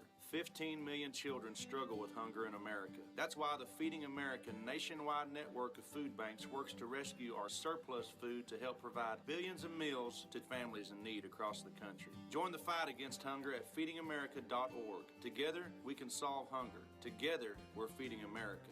Brought to you by Feeding America and the Ad Council. I'm Josh Haley, left-handed pitcher from the University of Arizona, and you're listening to Mat-Su Miner Radio. Top of the 6th inning, Chinooks 4, Miners 3. Josh Haley, again the relief pitcher, coming in relief for Jonathan Guardado, remains on the mound after getting the last out in the top of the 5th. Josh Haley will pitch to Luke Van Dover, Nick Kreitzer, and Gregory Osuna at the minimum. As the first pitch into Luke Van Dover is swung on, and a bouncing ball over towards the left side. That goes foul. 1 strike. For Van Dover on the day, grounded out to second base his first time up and struck out as that pitch is taken in for a called strike. Check it, swinging strike. 0-2 pitch, swung on, and this one's a ground ball over to Drew Swift. He waits on it. The quick throw is a little offline. Off the bag was Josh Hatcher. It'll be an infield single for Luke Van Dover. As for Swift, unusual seeing him wait for a ground ball like that. Yeah, it was, and interesting that Hatcher came off the bag there and didn't try to stretch out. It's almost like he tried to really attack to get the ball before the runner got there. And interesting and weird sort of events, but yet again, the Chinooks get a leadoff man on. Leadoff man is on, and Luke Van Dover, there's nobody out here in the top of the 6th inning. His first pitch swing is Nick Kreitzer. He flies it out into left field. Making the one-hand grab is Danny Wright for the first out. And the top of the 6th inning, there's still a runner on first base with the infield single with Luke Van Dover, but Nick Kreitzer makes the first out of the inning. And the Chinooks, when you keep combating those leadoff men on board, it's eventually going to lead into runs, and that's a big reason why they hold the lead. Gregory Osuna now at the plate, and for Osuna, he is 1 for 2. As this one is first pitch swing, he flies it right to Josh Hatcher at first, who catches it and makes a double play. As on the move was Luke Van Dover. A hit-and-run situation does not go the way that the Miners, or that the Chinooks, wanted it to go. It's the Chinooks 4, Miners 3, bottom of the 6th, coming up next here on Mat-Su Miners Radio.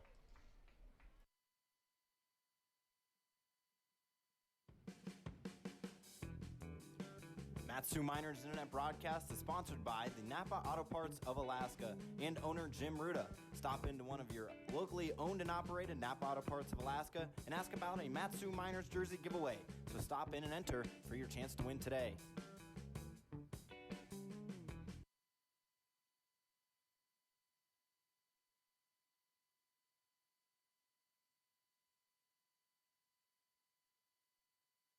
You know what really gets a party started? Indoor baseball. Yeah, just find a broom or a pool cue, and you can use like anything as a ball. Cans, bottles, shoes. Hey bro,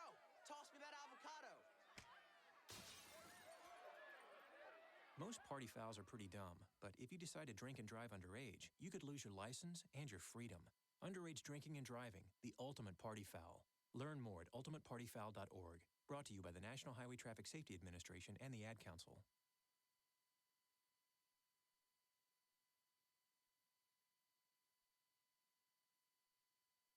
Hi, I'm Caleb Van Blake, infielder from UC Davis, and you're listening to Matsu Miners Radio.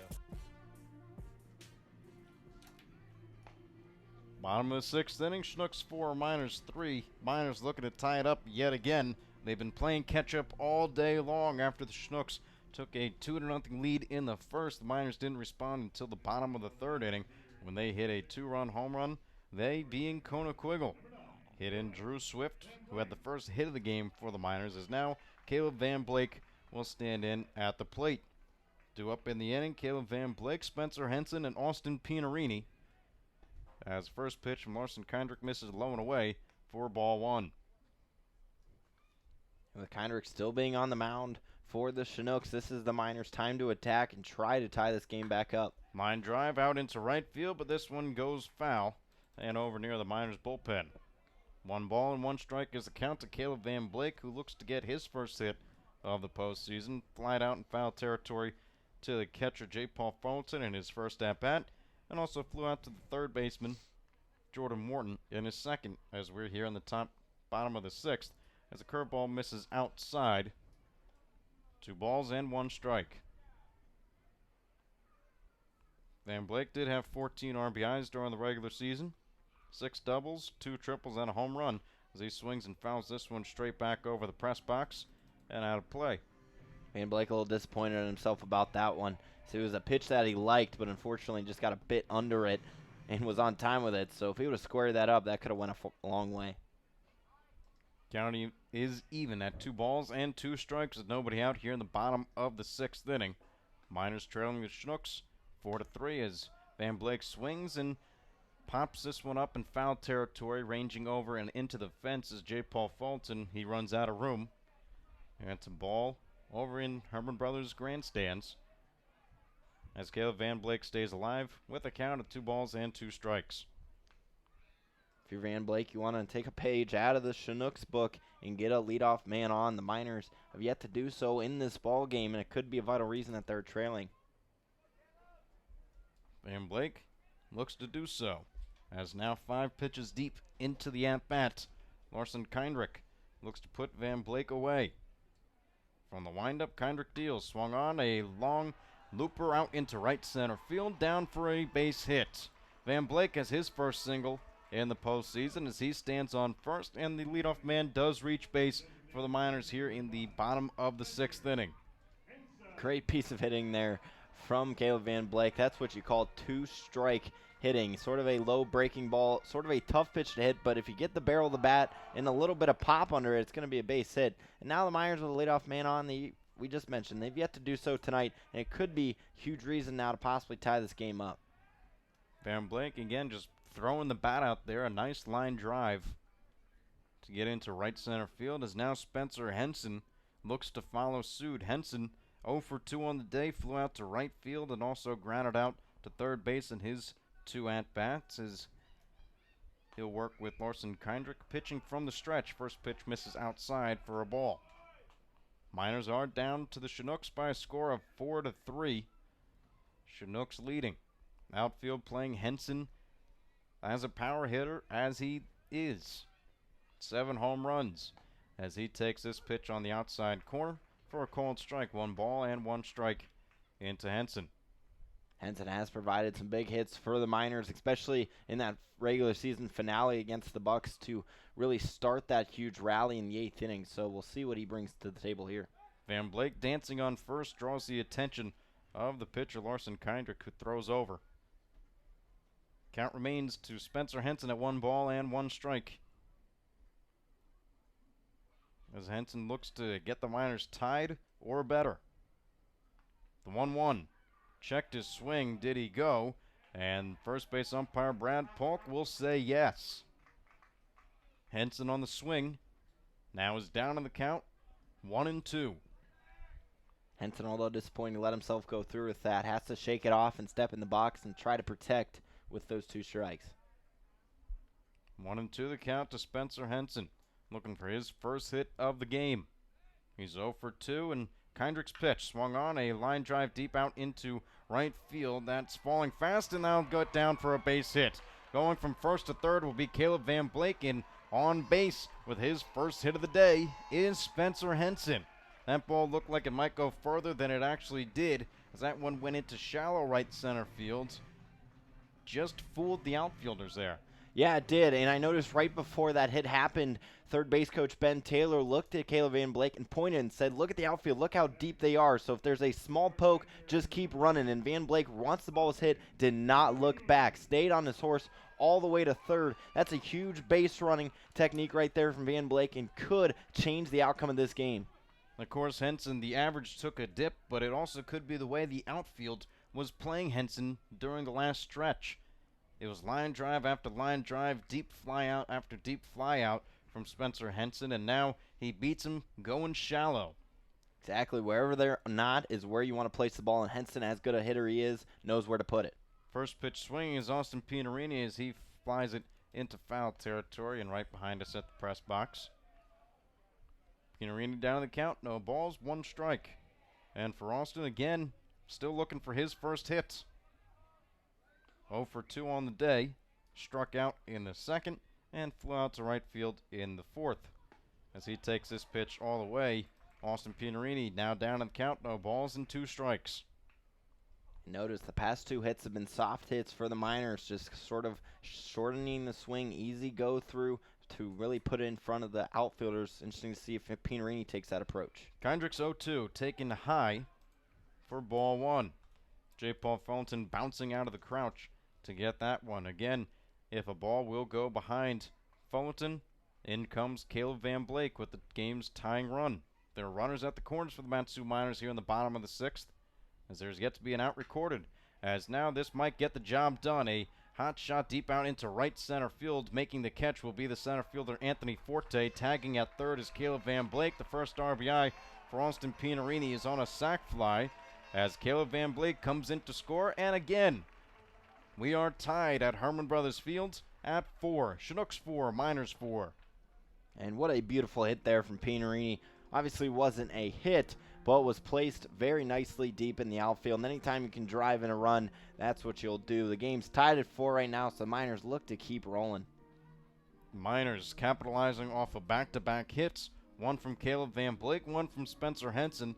On Henson's hit, Van Blake went from first to third, and then Austin Pianarini down in the count has a sacrifice fly deep out into right center field, an easy sacrifice fly to score Caleb Van Blake. There'll be a pitching change here in the bottom of the 6th with 1 out. We'll return, but the Mat-Su Miners have a tie ball game yet again. Miners 4, Chinooks 4. We'll be right back.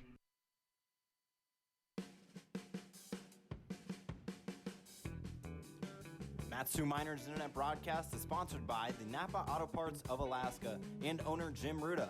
Stop into one of your locally owned and operated Napa Auto Parts of Alaska and ask about a Mat-Su Miners jersey giveaway. So stop in and enter for your chance to win today.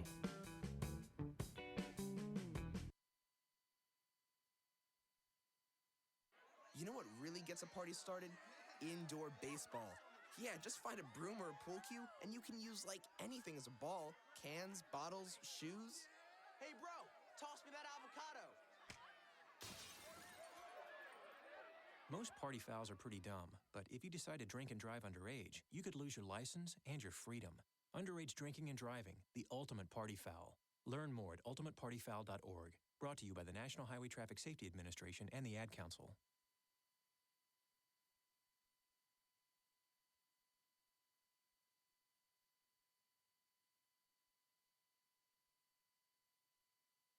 This is David Avitia from Grand Canyon University. I'm a catcher, and this is Mat-Su Miners Baseball. Ball game tied up at 4 here at Herman Brothers Field. A sacrifice fly from Austin Pianarini gets the job done, as now there's 1 out in the bottom of the 6th inning with the runner on first base, the runner being Spencer Henson. To recap the inning, Caleb Van Blake had a single, Henson had a single as well. Van Blake went from first to third, and Austin Pianarini with the sac fly drives him in. New man on the mound in Honus Kindrick. And for Honus, pitched last on July 30th against the Pilots in the 5-4 victory. Went 3 scoreless innings, preserving the Chinooks 5-4 lead. Allowed 2 hits and was the pitcher that got the save. He's coming in for Larson Kindrick. Larson Kindrick today went 5 1/3 innings pitched, allowed 6 hits, 4 runs, all earned, no walks, and got 3 strikeouts. The man at the plate had one of those runs, a solo home run from Nick Brooks. As now the first pitch from Honus Kindrick misses inside for ball 1. And again, now this is Honus Kindrick, brothers coming on the mound. One Larson, one Honus. Yeah, it's always interesting to have family ties on a single ball club, much like the Miners with Nathan Bach and Danny Wright being cousins. It's always cool having that connection. Brooks takes a pitch inside. 2 straight balls from Honus Kindrick to come into this game. And going back to the Miners scoring, it was so important for Caleb Van Blake leading things off with a single and just getting on base. First time tonight, and anytime you can do that, it gives yourself a good chance to tie it, and the Miners did a beautiful job of doing so. Pitch into Nick Brooks, swung on, a high drive deep out into left field. Ranging back is going to be the center fielder who catches it at the wall at the most deepest part into left center field. A long fly out off the bat of Nick Brooks. Great positioning from the Chinooks as Anthony Forte ranges back near the BP sign to make the catch. And I tell you what, that was hit so far that Spencer Henson was literally standing on second base and was easily able to cruise back to first after it was caught. Fortunately, Brooks gets a little more zip on it. That may have been sent out of here. A long out from Nick Brooks as that's a second out. And now at the plate is Josh Hatcher. Hatcher, who had a triple back in the bottom of the 4th, did not come around to score, as now he's 1 for 2 on the day. Swinging at Honus Kindrick's pitch and fouling it towards the left side. That goes out of play. And for Hatch, it's important to keep that hot hitting going because the Miners are going to need them heading into this postseason run. And we were talking to Tyler Braun, the assistant coach. It looks like Aaron Walters will be all right. Hyperextended his knee as now Hatcher swings and fouls this one off. Count is gone and remains at no balls and 2 strikes. Again, going back to Aaron Walters. For a while, he again hyperextended his knee. He's been doing some rehab and took some light batting practice today, as we'll expect him back in the lineup at one of these points. As now Josh Hatcher swings and fouls one off of his knee. Limping now and going to walk it off is Josh Hatcher. As that looked a bit rough, but it looks like Hatcher will shake it off. It's always tough to get hit with a foul ball because it just comes with so much speed coming off the bat, especially dropping right into a body part. But Hatcher, like most ball players, rub some dirt on it, step back in the box, and try to hit a dinger. As always. Josh Hatcher behind in the count. No balls and 2 strikes. From the stretch, Kindrick's pitch is taken high and in. That is for the first ball. As the count has gone 1 ball, 2 strikes. And it's got to be tough for these umpires not having the scoreboard. They have to remember to tell each side the pitch count every once in a while. 1-2 pitch, swung on, ground ball over towards first base coach Tyler Brunn. He lets it go by and into the Miners bullpen. Sprinting, it looks like that was Kyle King to get it. Well, Tyler LeBron has said on multiple occasions he's one of the top in RCI this season, runs coached in, so he'll try to add to that and possibly give the Miners the lead. The 1-2 pitch from Kindrick swung on and line shot down at the left field line, but slicing foul and hit off the bingo sign. Josh Hatcher working himself a nice at-bat against the relief pitcher, Honus Kindrick. Yeah, Hatch really is, and has put some line drive swings on the ball, so just timing is really the concern right now in this at-bat, and if Hatch can find a way to time it up perfectly, throw it in a gap, the Miners may take the lead. Honus Kindrick pitching to Josh Hatcher. Hatcher 1 for 2 on the day, and this one make it 2 for 3. Going from first to third is Spencer Henson, and on first base with his second hit of the day is Josh Hatcher. A line shot through the hole on the right side for a base hit. Runners are at the corners for Tyler Bassetti with 2 outs in the bottom of the 6th inning. Tied ball game, and now everything comes down to Tyler Bassetti to try to put the Miners ahead. And exactly what we were just seeing that at bat. A lot of line drives from Josh Hatcher. It was just the timing, and he found the timing right there in a spot where no one was. Now the Miners look to keep the rally in the valley going with Tybo. Tyler Bassetti, 13 RBIs. He looks to have his 14th here. Of course, it's the postseason as everybody starts over in stats. Bassetti also 11 doubles, 1 triple, and 2 home runs during the regular season. First pitch into Bassetti's off speed, misses outside and low for ball 1. And Bassetti was set down on strikes on a call that he didn't quite agree with from Scott Johnson. It was right on the edge, a bit of a bang-bang, both argument with sides, but he'll have to shake it off and try to get a hit. Second pitch is a breaking ball that misses outside as well. 2 straight balls from Honus Kindrick. And for Honus, looking to get the second out of his relief appearance to put the bottom of the 6th to rest. 1 run is already in, thanks to a sacrifice fly from Austin Pianarini. Ball game tied up at 4. As Honus Kindrick pitching in to Tyler Bassetti, the 2-0 is swung on a miss by Bassetti. 2 balls and 1 strike. That was a real hefty cut right there from Tyler Bassetti. Interesting to see if he tries to cut it down a little bit or just work on the timing of trying to hit Honus Kindrick. Spencer Henson is on third base. On first with a single is Josh Hatcher. The check over to Hatcher is not in time from Honus Kindrick, as Bassetti still remains in the box at 2 balls and 1 strike. Have to be careful with that throw over if you're Kindrick, because if that gets away, Spencer Henson will definitely be coming in to score. The 2-1 taken high, and Josh Hatcher just going to try to get himself into a rundown. Checking the runner back. Josh Hatcher still remaining, and now slipping, and the run will score. Josh Hatcher, a brilliant play. I'm going to guess that's a Tyler LeBrun RCI. Run coached in.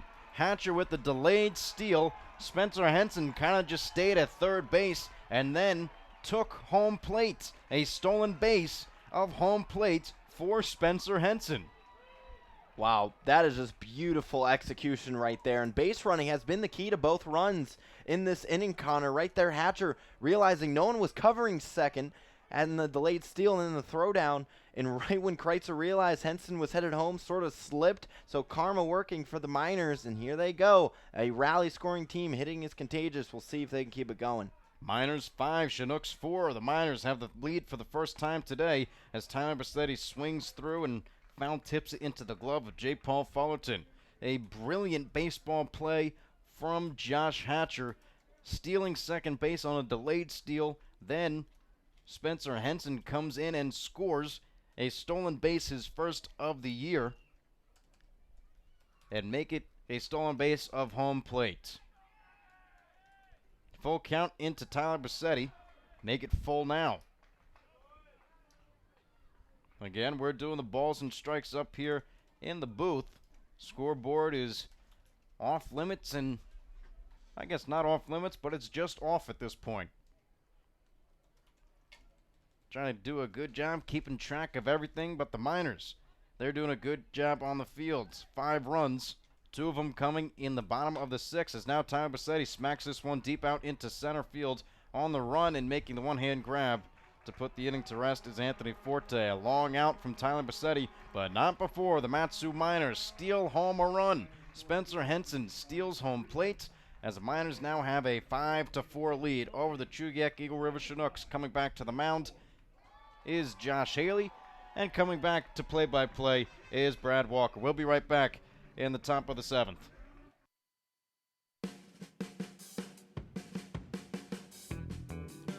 Mat-Su Miners Internet broadcast is sponsored by the Napa Auto Parts of Alaska and owner Jim Ruda. Stop into one of your locally owned and operated Napa Auto Parts of Alaska and ask about a Mat-Su Miners jersey giveaway. So stop in and enter for your chance to win today.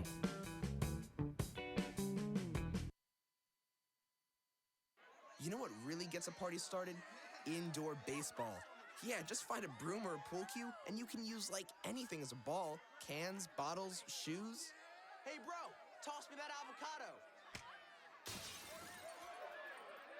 Most party fouls are pretty dumb, but if you decide to drink and drive underage, you could lose your license and your freedom. Underage drinking and driving, the ultimate party foul. Learn more at ultimatepartyfoul.org. Brought to you by the National Highway Traffic Safety Administration and the Ad Council.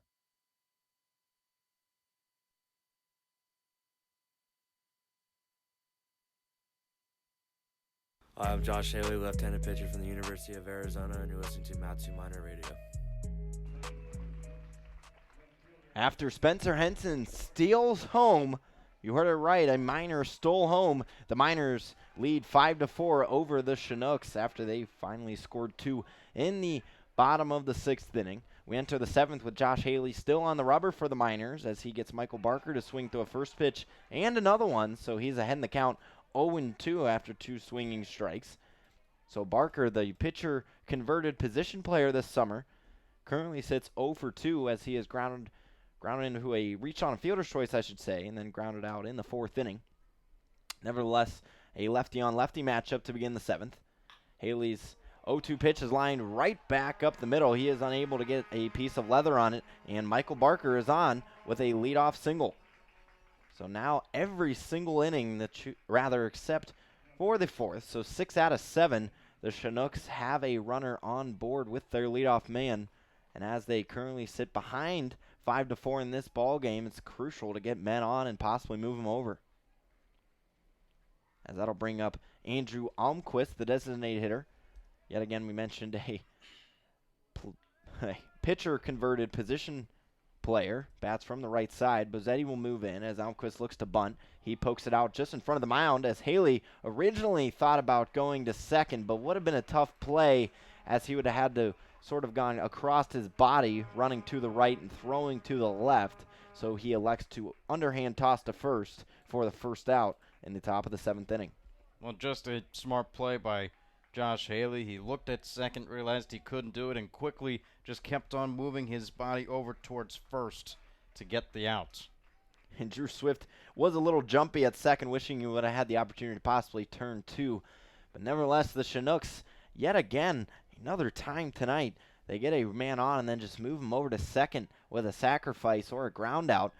So we have 1 out for Bailey Collins. He's been the man for Chugiak, 2 for 2 tonight, but has reached in all 3 at-bats as he reached back in the 1st inning on a walk as he's first pitch swinging from Josh Haley. This one's a high shot into left center field. Danny Wright calls off the center fielder Kona Quiggle to make the catch for out number 2. So 2 big outs after Josh Haley allows the leadoff single, as the Chinooks only with 1 out to work with here in the top of the 7th inning. As that brings up J. Paul Fullerton, the catcher for the Chinooks, who is 0-2 tonight. He had one of those sac bunts back in the 3rd inning. So a lefty-on-lefty matchup as the Miners trying to take Game 1 in this opening round of the ABL playoffs. Already a historical night for the Chinooks, as this is the first time in organization history that they have reached the postseason. Josh Haley delivers the off-speed pitch on the lower portion of the plate to the left-handed hitting Fullerton. 0-1. Fullerton on the regular season batted .263 against the Miners. As he looks at a fastball in the dirt. Excellent block by Pinarini to allow that thing to stay in front of him. And that'll hold Michael Barker on second. As J. Paul Fullerton at the dish, we mentioned with that average .263 against the Miners, has also driven in 9 runs. So 9 of his 14 come against Matsu. So Haley working from the stretch has one lined out of play to the left side. A lucky fan will attempt to go gather that ball up. But Josh Haley, he sits ahead in the count, 1 ball and 2 strikes in the top of the 7th inning. Miners hold a 5-4 lead over the Chinooks. Josh Haley tries to work out of it. Kicks, deals. This one popped in the air to left field. Danny Wright will take a few steps back. Can of corn for out number 3 in the top of the 7th inning. Josh Haley sets the Chinooks down scoreless, and we head into the bottom of the 7th inning with the Miners on top of the Chinooks, 5-4 on the Matsu Miners Radio Network.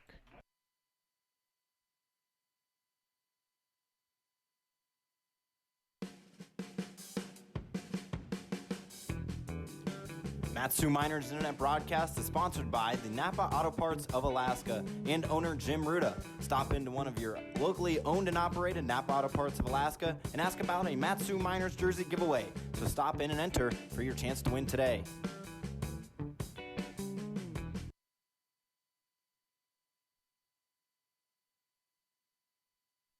This is Mario Andretti. You know me as a race car driver, but I'm also a Meals on Wheels volunteer. I've raced against the sport's biggest personalities, but I've never met more vibrant, amazing people than the seniors served by Meals on Wheels. You can make a difference by dropping off a hot meal and saying a quick hello. So, America, let's do lunch. Volunteer your lunch break at americaletsdolunch.org. This message brought to you by Meals on Wheels America and the Ad Council. Hi guys, Drew Swift, infielder from Arizona State University, and you're listening to Matsu Miners Radio. It's the bottom of the 7th inning after we just stretched at Herman Brothers Field. The 7th inning stretch sponsored today by Allstate Insurance and Cindy Heel. So the Miners are atop of the Chinooks 5-4 in the bottom of the 7th inning.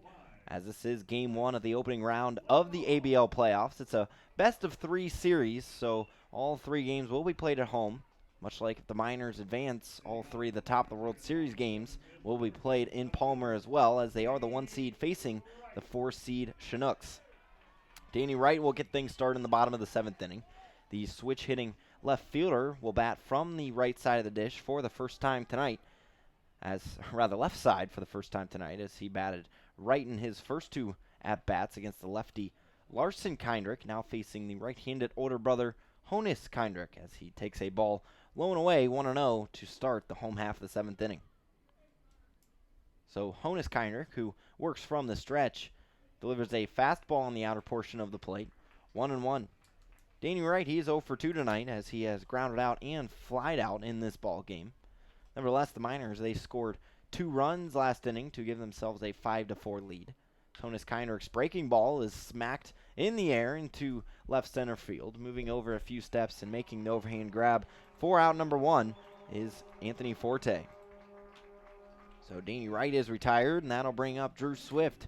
Swift, who's 1 for 2 tonight, did come around to score thanks to the 2-run home run of Kona Quiggle, who awaits on deck. And then Drew Swift flew out to the right field in his last at-bat.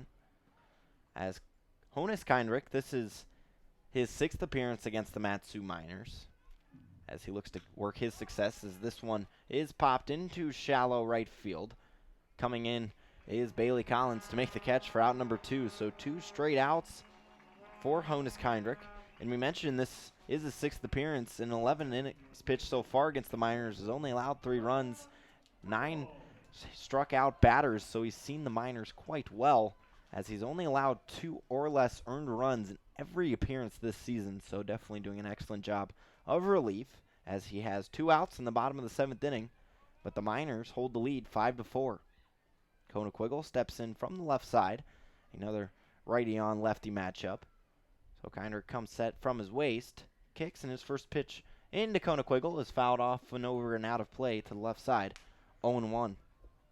Kona Quiggle, who was the league leader in hits this season, is 1 for 3 tonight with a 2-run home run. So he's responsible for 2 out of the 5 Miners runs.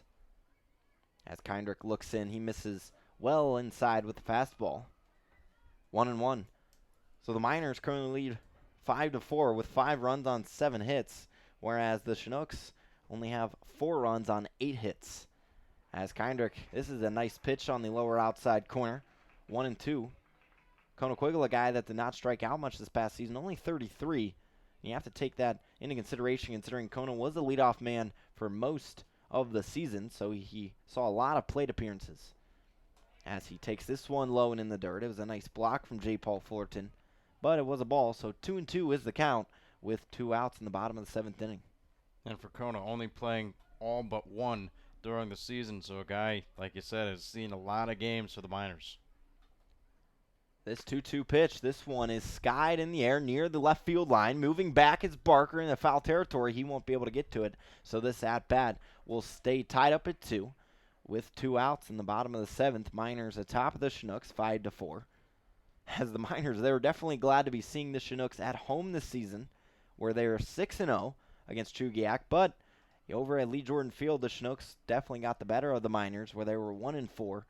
And so the Miners obviously going on to win the season series 7-4, thanks to 2 wins in the last time these two teams faced in a doubleheader. Nevertheless, the count's 2-2. Kindrick's pitch is lined just over the shortstop Ozunia's head and into left field, so Conequiggle will extend the 7th inning with a 2-out single. In this game 1 of the opening round of the ABL playoffs, that's the 2nd hit now for Conequiggle this postseason. And Quiggle just does a nice job staying in the at-bat, seeing a lot of pitches, and then picking one he likes and hitting it out into fair territory. I tell you what, Connor, it's been a lot of good 2-strike hitting today for the Miners. They really shorten their swings and not try to do too much with the ball, and it's shown, getting just singles and then possibly moving guys over, as Kindrick will check Quiggle at first. He'll make it back in time. And speaking of a 2-out or a 2-strike hit, Caleb Van Blake, who had a single in his last at-bat and then ended up coming around to score the tying 4th run, where the Miners would go to score one more in the last inning. As Caleb Van Blake rockets one into the right center alley, Bailey Collins will move over to cut it off, but not before Conequiggle will sprint all the way into third base, and Caleb Van Blake has another 2-out single for the Mat-Su Miners. Back-to-back hits for Caleb Van Blake, a guy who didn't necessarily end the season how he would have liked, but it's all doesn't matter now in the postseason. Those are the only stats that truly matter. All that matters is what you do now and go moving forward. Each and every one of the Miners have a job they have to do, and that job is to win and contribute to winning 4 games. 4 games, you get a ring. And right now they lead game 1 of the ABL opening round playoffs 5-4, with Spencer Henson stepping up to the plate. He had a single in his last at-bat and then eventually came in to score thanks to a stolen base. But take it with a grain of salt, it mainly due in large part to Josh Hatcher distracting the infield of the Chinooks, but nevertheless impressive for Spencer Henson to add that to his resume, as he did not steal any bags in the regular season, as he looks at a strike on the lower outside corner.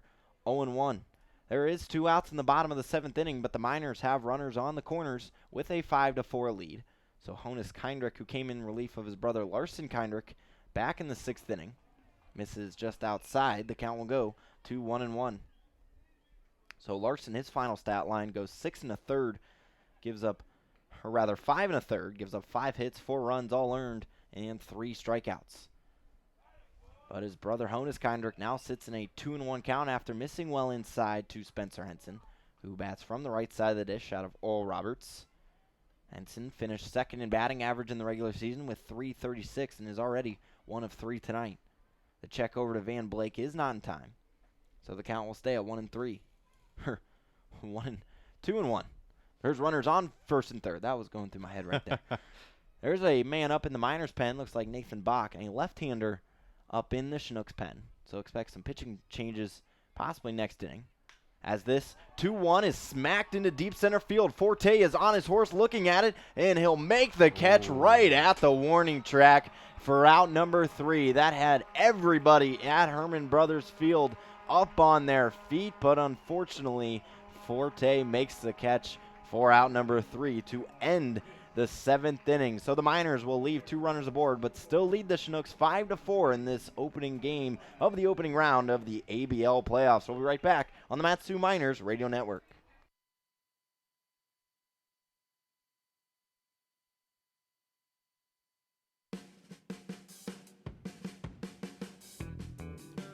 Mat-Su Miners Internet broadcast is sponsored by the Napa Auto Parts of Alaska and owner Jim Ruda. Stop into one of your locally owned and operated Napa Auto Parts of Alaska and ask about a Mat-Su Miners jersey giveaway.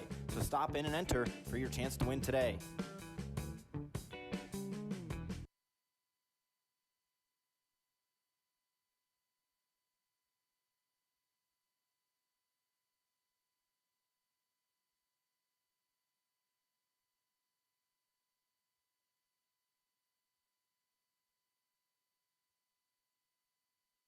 Hey y'all, I'm Blake Shelton. I love that country music connects people all over this great nation, but unfortunately so does something else, childhood hunger. 15 million children struggle with hunger in America. That's why the Feeding America nationwide network of food banks works to rescue our surplus food to help provide billions of meals to families in need across the country. Join the fight against hunger at feedingamerica.org. Together, we can solve hunger. Together, we're feeding America.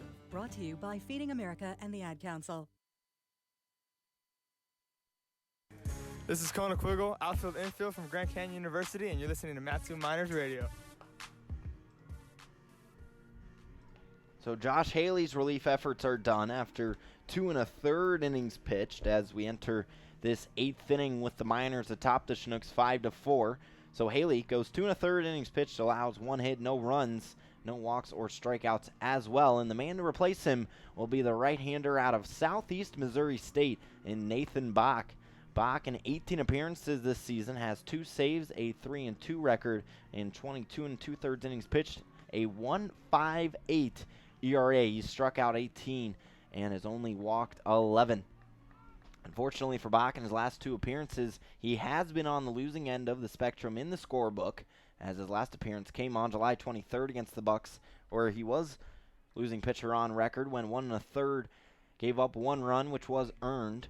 1 hit, 2 walks, and struck out 1 in 8 batters faced. So this will be the 6th time he'll be facing the Chinooks, and he'll get things going against the left-handed hitting center fielder Anthony Forte, who had the big RBI single back in the 5th inning to tie this game, or rather give the Chinooks a 4-3 lead, but currently they trail 5-4 in this opening round of the ABL playoffs. So Nathan Bach misses inside, 1-0 on his first pitch to Forte. Bach works from the wind. He just misses inside with, or rather low with a fastball. 2-0. Bach just recently with a haircut. Did have that long red hair flow going, but for the playoffs, changed it up a bit. More high and tight look. Nevertheless, clean cut look. Maybe we'll provide the Miners with a possible 3rd straight title, as this one is skied near the fence on the left side as Tyler Bozzetti overplayed it a bit and then tried to hop back to catch it just out of his outstretched glove. So that'll fall just in for a strike. But you got to like the effort out of the third baseman right there. Well, you got to like the effort, and then as soon as you get towards, we'll call it the warning track or the gravel path, whatever you want to call it, it gets a little bit slippery. You know, there's not a solid footing to get your foot and move back, and Bossetti's momentum was taking him towards the fence. To halt like that, he kind of just slipped and fell back. So an unfortunate series of events. Nevertheless, the count goes to 2-1. So Bach winds and deals. Forte, he smashes one into right field. Moving back is Nick Brooks near the warning track. The right fielder will make the catch for out number 1. So Anthony Forte is retired via flyout, and that'll bring up Jordan Wharton, who ever since hitting that 2-run home run has definitely cooled off in this ball game with 2 flyouts.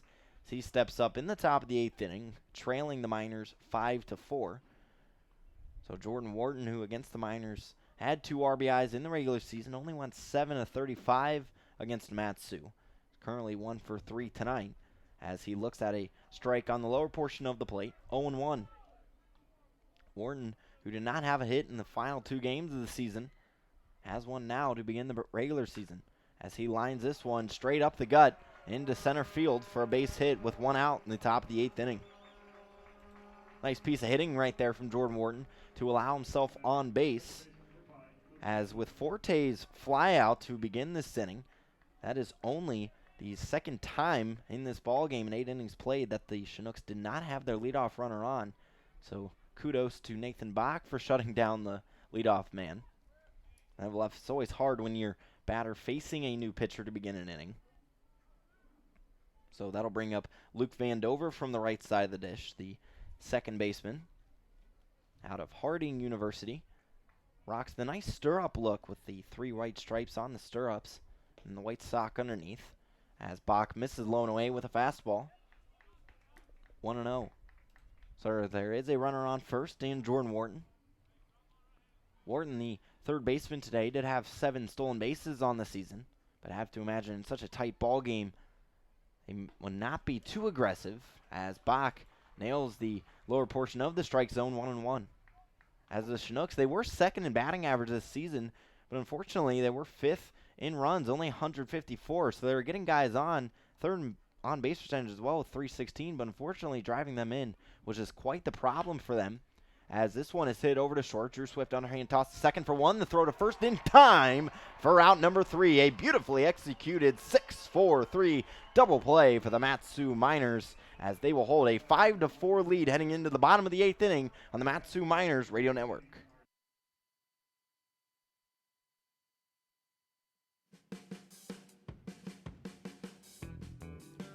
Mat-Su Miners Internet broadcast is sponsored by the Napa Auto Parts of Alaska and owner Jim Ruda. Stop into one of your locally owned and operated Napa Auto Parts of Alaska and ask about a Mat-Su Miners jersey giveaway. So stop in and enter for your chance to win today.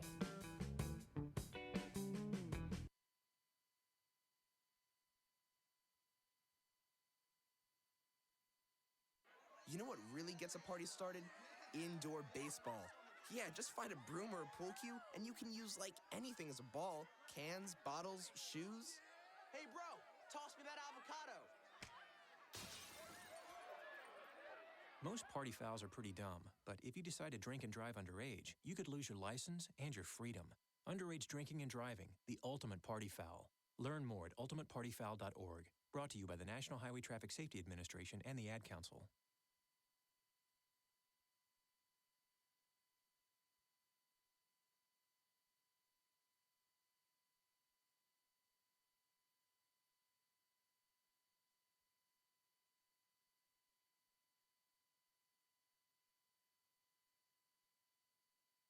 Hi guys, Drew Swift, infielder from Arizona State University, and you're listening to Mat-Su Miners Radio. The Miners 5, Chinooks 4 in the bottom of the 8th inning after Nathan Bach got Luke Vandover to ground into a 6-4-3 double play. And the Miners, they'll look to extend this lead as it looks like their closer Bryce Tossan is up in the pen warming up. So it's just a one-run lead right now. But the 8th inning, that's where the Miners struck in their last game in the regular season finale against the Bucks. They scored 4 runs and actually batted around in the order. So Pinarini, Brooks, and Hatcher all due up for the Miners.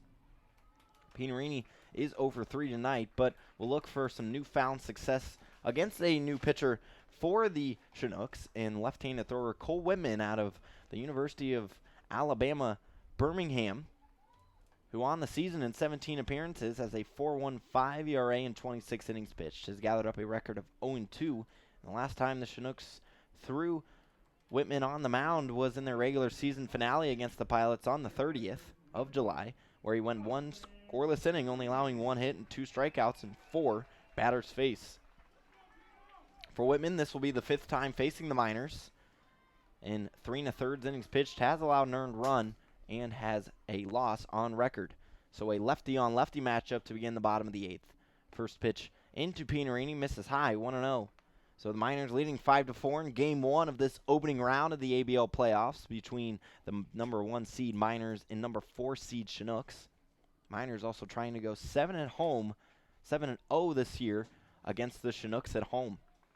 As Cole Whitman's first 2 pitches are now for balls after missing well outside the left-handed hitting Pinarini. Pino, we mentioned 0 for 3 tonight, but rather 0 for 2 after having the sacrifice fly back in the 6th inning to drive in the game's tying run.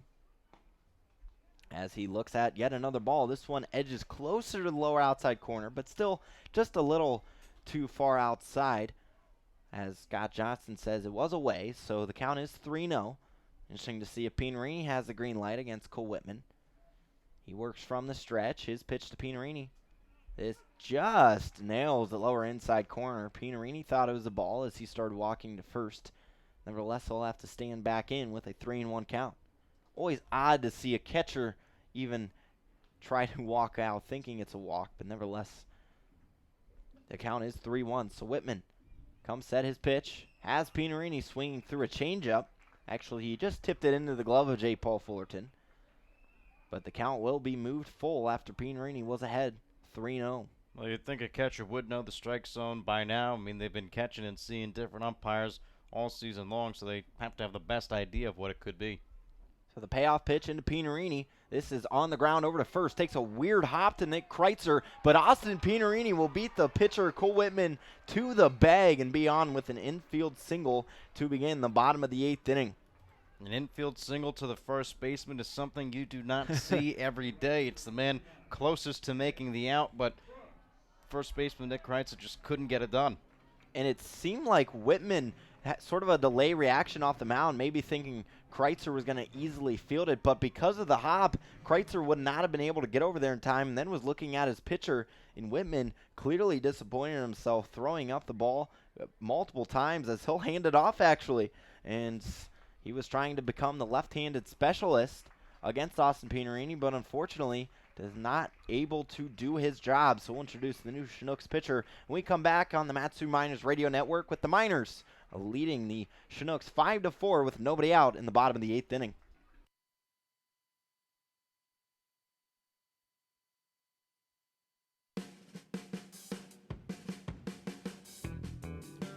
Mat-Su Miners Internet broadcast is sponsored by the Napa Auto Parts of Alaska and owner Jim Ruda. Stop into one of your locally owned and operated Napa Auto Parts of Alaska and ask about a Mat-Su Miners jersey giveaway. So stop in and enter for your chance to win today.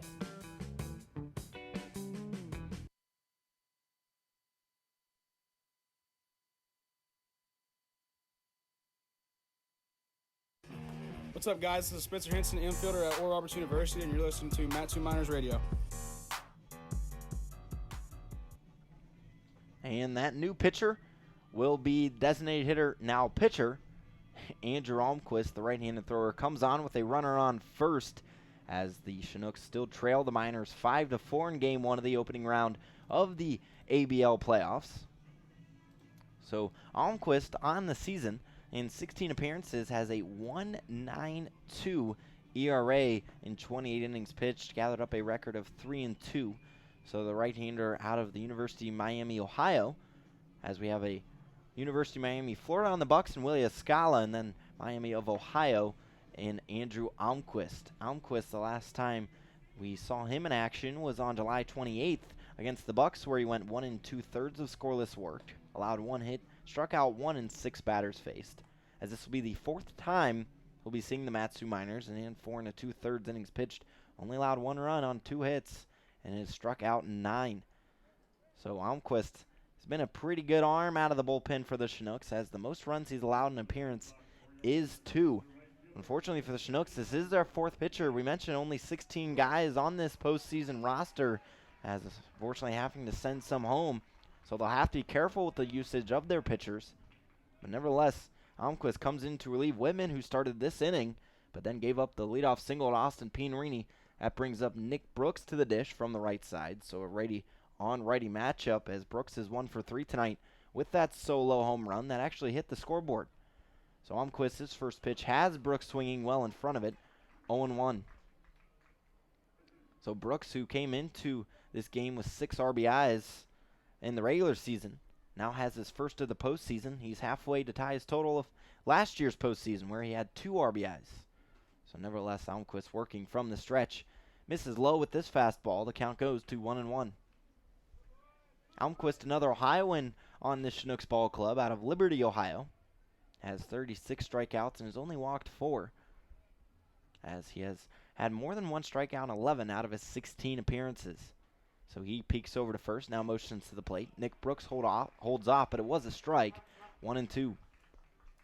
Nobody out, bottom of the 8th inning. Miners leading the Chinooks 5-4 as they look to take Game 1 of the opening round of the ABL playoffs, where the Miners, last time they saw the Chinooks in a doubleheader, won both games by 7 runs apiece. As Nick Brooks swings through this breaking ball from Andrew Almquist for strike number 3 and out number 1 of the bottom of the 8th inning. Just a tough pitch for Nick Brooks to try and hit. A high and inside fastball, and Brooks, the power guy, just couldn't get his bat up in time. So unfortunately, Brooks is retired, but only 1 out for the Miners, as that brings up the hot bat and Josh Hatcher in his last 2 at-bats. He has gotten hits, a triple and then a single back in the 6th. And then, if you could give an RBI to a base runner, you'd give it to Hatcher, as he sends one into deep center field, moving back his forte near the track, runs over to make the catch for out number 2. And going back to why Hatcher should get an RBI on a base running, he went on a sort of a delayed steal back in the 6th inning, and on the throwdown, Van Dover was kind of questioning whether Henson would go, as Hatcher was caught in the pickle, and then Kreitzer got it, and then when Kreitzer realized Henson was headed home, sort of slipped throwing, so Henson scored, and that is why the game is at 5-4. So Bozzetti now will step up with 2 outs in the bottom of the 8th inning, a man on first, as he looks at a ball high, 1-0. Bozzetti tonight has sort of struggled at the plate. He's 0 for 3, as he had not had a hit in the prior 4 games to tonight, so currently sits at an 0 of 14 mark if you include the end of the regular season. Next pitch into Bozzetti is a fastball on the outside corner. Count moves to 0-2. Bozzetti has already struck out once tonight, struck out 29 times in the regular season, but was tied for 5th in walks drawn with 21 in the ABL. So Pinarini's on first. Counts 0-2 to Bozzetti. Almquist comes set from his chest. The pitch. This one is poked out into right foul ground. Will go towards the Miners bullpen. So Bozzetti will stay alive at 0-2. As we have a crowd of 702 strong here at Herman Brothers Field on what is not necessarily, one would say, the perfect day for baseball, sitting around 60 degrees, cloudy, a little bit of sprinkles here and there, but nevertheless, it's playoff baseball in the ABL, so that'll always draw a crowd. A huge thank you to the Alaska State Fair for sponsoring today's ball game. As we sit at a 0-2 count, Almquist and Bozzetti as Pinarini's on first. Almquist will actually quickly check Pinarini, but not a lot of aggressive leads for the Miners runners tonight. As when you hold a 5-4 lead, you don't want to make the third out on the base paths. 0-2 pitch from Almquist has Bozzetti fouling it straight back, so the count will stay at 0-2. Another nice hack from Bozzetti. As the Miners, they have been a top 2 seed in the ABL in 6 out of their past 7 years. 4 of those times, they've been the number 1 seed, so talk about a 2-sided battle. This is the first playoff game for the Chinooks, and they're facing a team that has been a top 2 seed in the past 6 of 7 years, 4 of those being first seed. Real remarkable what Matsu's been able to build up here in Palmer. Well, that's just a credit to manager Ben Taylor and, of course, general manager Pete Christopher. As Tyler Bozzetti will swing through this 0-2 pitch to end the bottom of the 8th inning. So the Miners, they'll look to close out Game 1 of the ABL playoffs when we return into the 9th inning on the Matsu Miners Radio Network with the Miners atop of the Chinooks 5-4.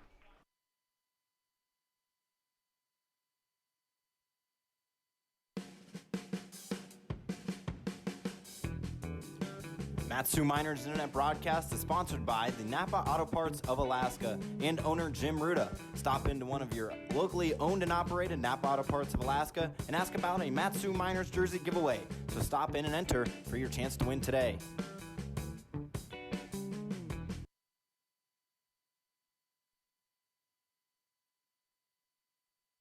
Hey y'all, I'm Blake Shelton. I love that country music connects people all over this great nation, but unfortunately so does something else, childhood hunger. 15 million children struggle with hunger in America. That's why the Feeding America nationwide network of food banks works to rescue our surplus food to help provide billions of meals to families in need across the country. Join the fight against hunger at feedingamerica.org. Together, we can solve hunger. Together, we're Feeding America. Brought to you by Feeding America and the Ad Council.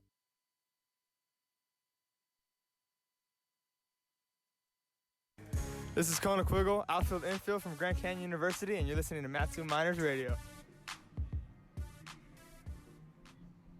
The Miners lead the Chinooks 5-4 as we enter the 9th, and the Miners looking to make it final inning of the Game 1 of the opening round of the ABL playoffs. So it's the 1-seed Miners facing the 4-seed Chinooks, and Bryce Tossan, the right-handed closer from southeastern Louisiana and Walker, Louisiana, looks to slam the door on the Chinooks, and Bryce has been the man for the Miners this season. In 20 appearances, has 10 saves, which led the ABL this season. In 22 innings pitched, has a .81 ERA with 26 strikeouts, and he's only walked 7 batters. Against the Chinooks, he's been pretty solid as well. In 3 appearances, only 1 save, but in 3 innings pitched, no runs, 2 hits, and 4 strikeouts. So he'll be facing Kreitzer, Ozunia, and Barker are the 3 scheduled for the Chinooks. The first of the 3, Nick Kreitzer bats from the left side, as he is 2 for 3 tonight with a solo home run back in the 4th inning, as that was the 3rd run for the Chinooks, but they'll need another run to tie this game up at 5. The first pitch to begin the 9th inning is a line drive base hit right up the middle for Nick Kreitzer. So his 3rd hit of the day. He's had a hot bat. A hot bat that just not even Bryce Tossan could cool down, and first pitch into a single. So Kreitzer, a guy that went 0 for in the regular season finale against the Pilots, 0 for 4. But before that, he was 3 of his last 11 with 5 RBIs with 3 hits tonight, as that's only the 17th hit suffered of Bryce Tossan, as we're going to see a pinch runner in 31, Thomas Harper, enter the ball game for the Chinooks. So Harper with a stolen base opposed to Kreitzer's 0 stolen base. Chinooks look to add speed, as that is the tying run on first base. So Pinarini will now make a mound visit to talk about the runner on first, I would imagine, before Gregory Ozuna steps up to the dish. And Tossan, he's been in difficult situations before, of course, going against the Anchorage Bucks. He walked the first batter, had a line drive go right off his backside, and then he was still able to get the 3 outs that he needed. So someone that manager Ben Taylor has called upon time and time again this season, and Tossan has come through. So Tossan will have to work from the stretch, as his first pitch into Ozuna has him bunting it right back into the mid of Austin Pinarini. 0-1. As now the Chinooks have got their leadoff man in 7 out of the 9 innings of play. So even if they don't come out with the win, that's definitely something to nod your hat on. Nevertheless, Ozuna showing bunt right away. This pitch in will be bunted just foul on the plate. So Ozuna is now down in the count 0-2. And of course, not a result that the manager, John Groth, is going to be happy about for the Chinooks. You have 2 opportunities, and you foul tip the bunt both straight into the glove and right down to the plate. Doesn't get the job done. Not at all. Nevertheless, 0-2 count, runner on first with nobody out. Bryce Tossan's delivery. This one's tapped over to shortstop. Drew Swift will take it himself to second, and the strong throw to first is just in time for out number 2. Drew Swift, what a play from the shortstop position. The Gold Glover flashing the leather here in the top of the 9th inning. There is no one more deserving of the Gold Glove than Drew Swift in the Alaskan Baseball League. The rest of the league recognizes that. We've been knowing that the entire season long. Drew Swift is a Gold Glove out there, and he just showed why. And Swifty, only 8 errors on the season. Now, that may sound a lot, but when you're at the shortstop position, you're going to see a lot of balls, and to only mistaken 8 of those is definitely impressive. So Bryce Tossan, now with 2 outs, will be facing the left-handed hitting Michael Barker, as he misses low with a fastball, 1-0. So Tossan will be able to work out of the wind again with 2 outs, as he misses yet again low with the pitch, 2-0. So the Chinooks down to their final out in this game 1 of the opening round of the ABL playoffs. So the Miners trying to take a 1-0 lead in the series, as Tossan misses high and away with a fastball. That had some zip on it, seeing the dust come out of Pinarini's mitt. Barker tonight, he's reached in all 3 of his at-bats, but only 1 of 3, with the single coming in the 7th. The other 2 came on ground outs or fielder's choices. As this one nails the lower portion of the plate, so Bryce Tossan's worked his way back into the count, 3-1. So Bryce Tossan, who was voted the top prospect of the ABL, tries to shut the door for the Miners, but this one he may have to see another batter, as this one will one-hop the wall. Michael Barker flying around first. He will hold up at second, so he'll have a 2-out double to allow the tying run in scoring position. Well, just a tremendous hit from a pitcher, Michael Barker. Of course, Barker, he's known more for his pitching, and now he's 2 for 4 on the day. Just has seen the Miners' pitching staff a little too well for their liking. So 2 for 3 on the day is Michael Barker. What an impressive feat. Nevertheless, as he came in his 9 at-bats during the regular season, had 2 hits as well with 2 walks. So a guy that was seeing the ball well, as we'll see a mound visit from pitching coach Jeff Erlab, as we'll take the time to run through the line score currently of this ball game. The Chinooks, 4 runs on 11 hits, no errors. The Miners, 5 runs on 10 hits with 1 error. So that currently is the line score of this game 1 of the opening round of the ABL playoffs. As the Miners, they have won 7 out of their last 8 playoff games. Their only loss in those 8-game span came last year in the top of the World Series in Game 2. So they had to win the next Game 3 to ensure the back-to-back title, but 4 wins away from a third straight. Nevertheless, back in this ball game, there's a runner on second for the Chinooks as Andrew Almquist steps up to the plate. Now, the pitcher, who was originally the designated hitter, he fouls one back, straight to the backstop, 0-1. He came on to work the 8th inning, got all 3 outs in relief of Cole Whitman, who came on to be a left-hand specialist, but Austin Pinarini got the better of him. Count is 0-1 to Almquist. Toss hand comes set from his waist, checks second, now delivers a breaking ball on the lower outside corner, 0-2. Chinooks down to their final strike, down 1 run with the tying run at second and the go-ahead run in the box. Bryce Tossan looking for his first save of the postseason. Comes set, checks second, now goes to the plate. Just misses low with that pitch. They check down to first. Brad Polk said he did not go, so the count will go to 1-2. Bryce Tossan, who had 26 strikeouts on the season, as he had at least 1 in 15 out of 20 appearances, as he was voted top relief pitcher in the ABL. As this one's a chopper over to short. Drew Swift gathers it. Throw to first in time for out number 3. The Miners take Game 1 of the opening round of the ABL playoffs over the Chugiak Eagle-River Chinooks 5-4. In what really was a battle all night long, the Miners come out victorious after those 2 runs in the 6th inning did the trick. So the Miners, Nathan Bach will go on to get the win. Bryce Tossan closes things down and will get the save in this ball game. As the Miners now, if you combine their regular season to now the postseason, are 7-0 at home against the Chugiak Eagle-River Chinooks. So Game 2 will be same time, same place tomorrow night at 6 o'clock, and the same 2 teams as well as the Miners look to sweep the opening round of the ABL playoffs, as it's a 3-game series of opening round and the top of the World Series as well. So we will have our post-game show coming up in a few minutes with skipper Ben Taylor and the Mat-Su Miners player of the game. But before we get to the post-game, we'll run through the final score one final time. The Miners with 5 runs on 10 hits and only 1 error, where the Chinooks drop on 4 runs, 11 hits, and no errors. So the Miners are now 1-0 in the postseason. The Chinooks are 0-1. For Connor Mills, this is Brad Walker, and as always, it's been a pleasure.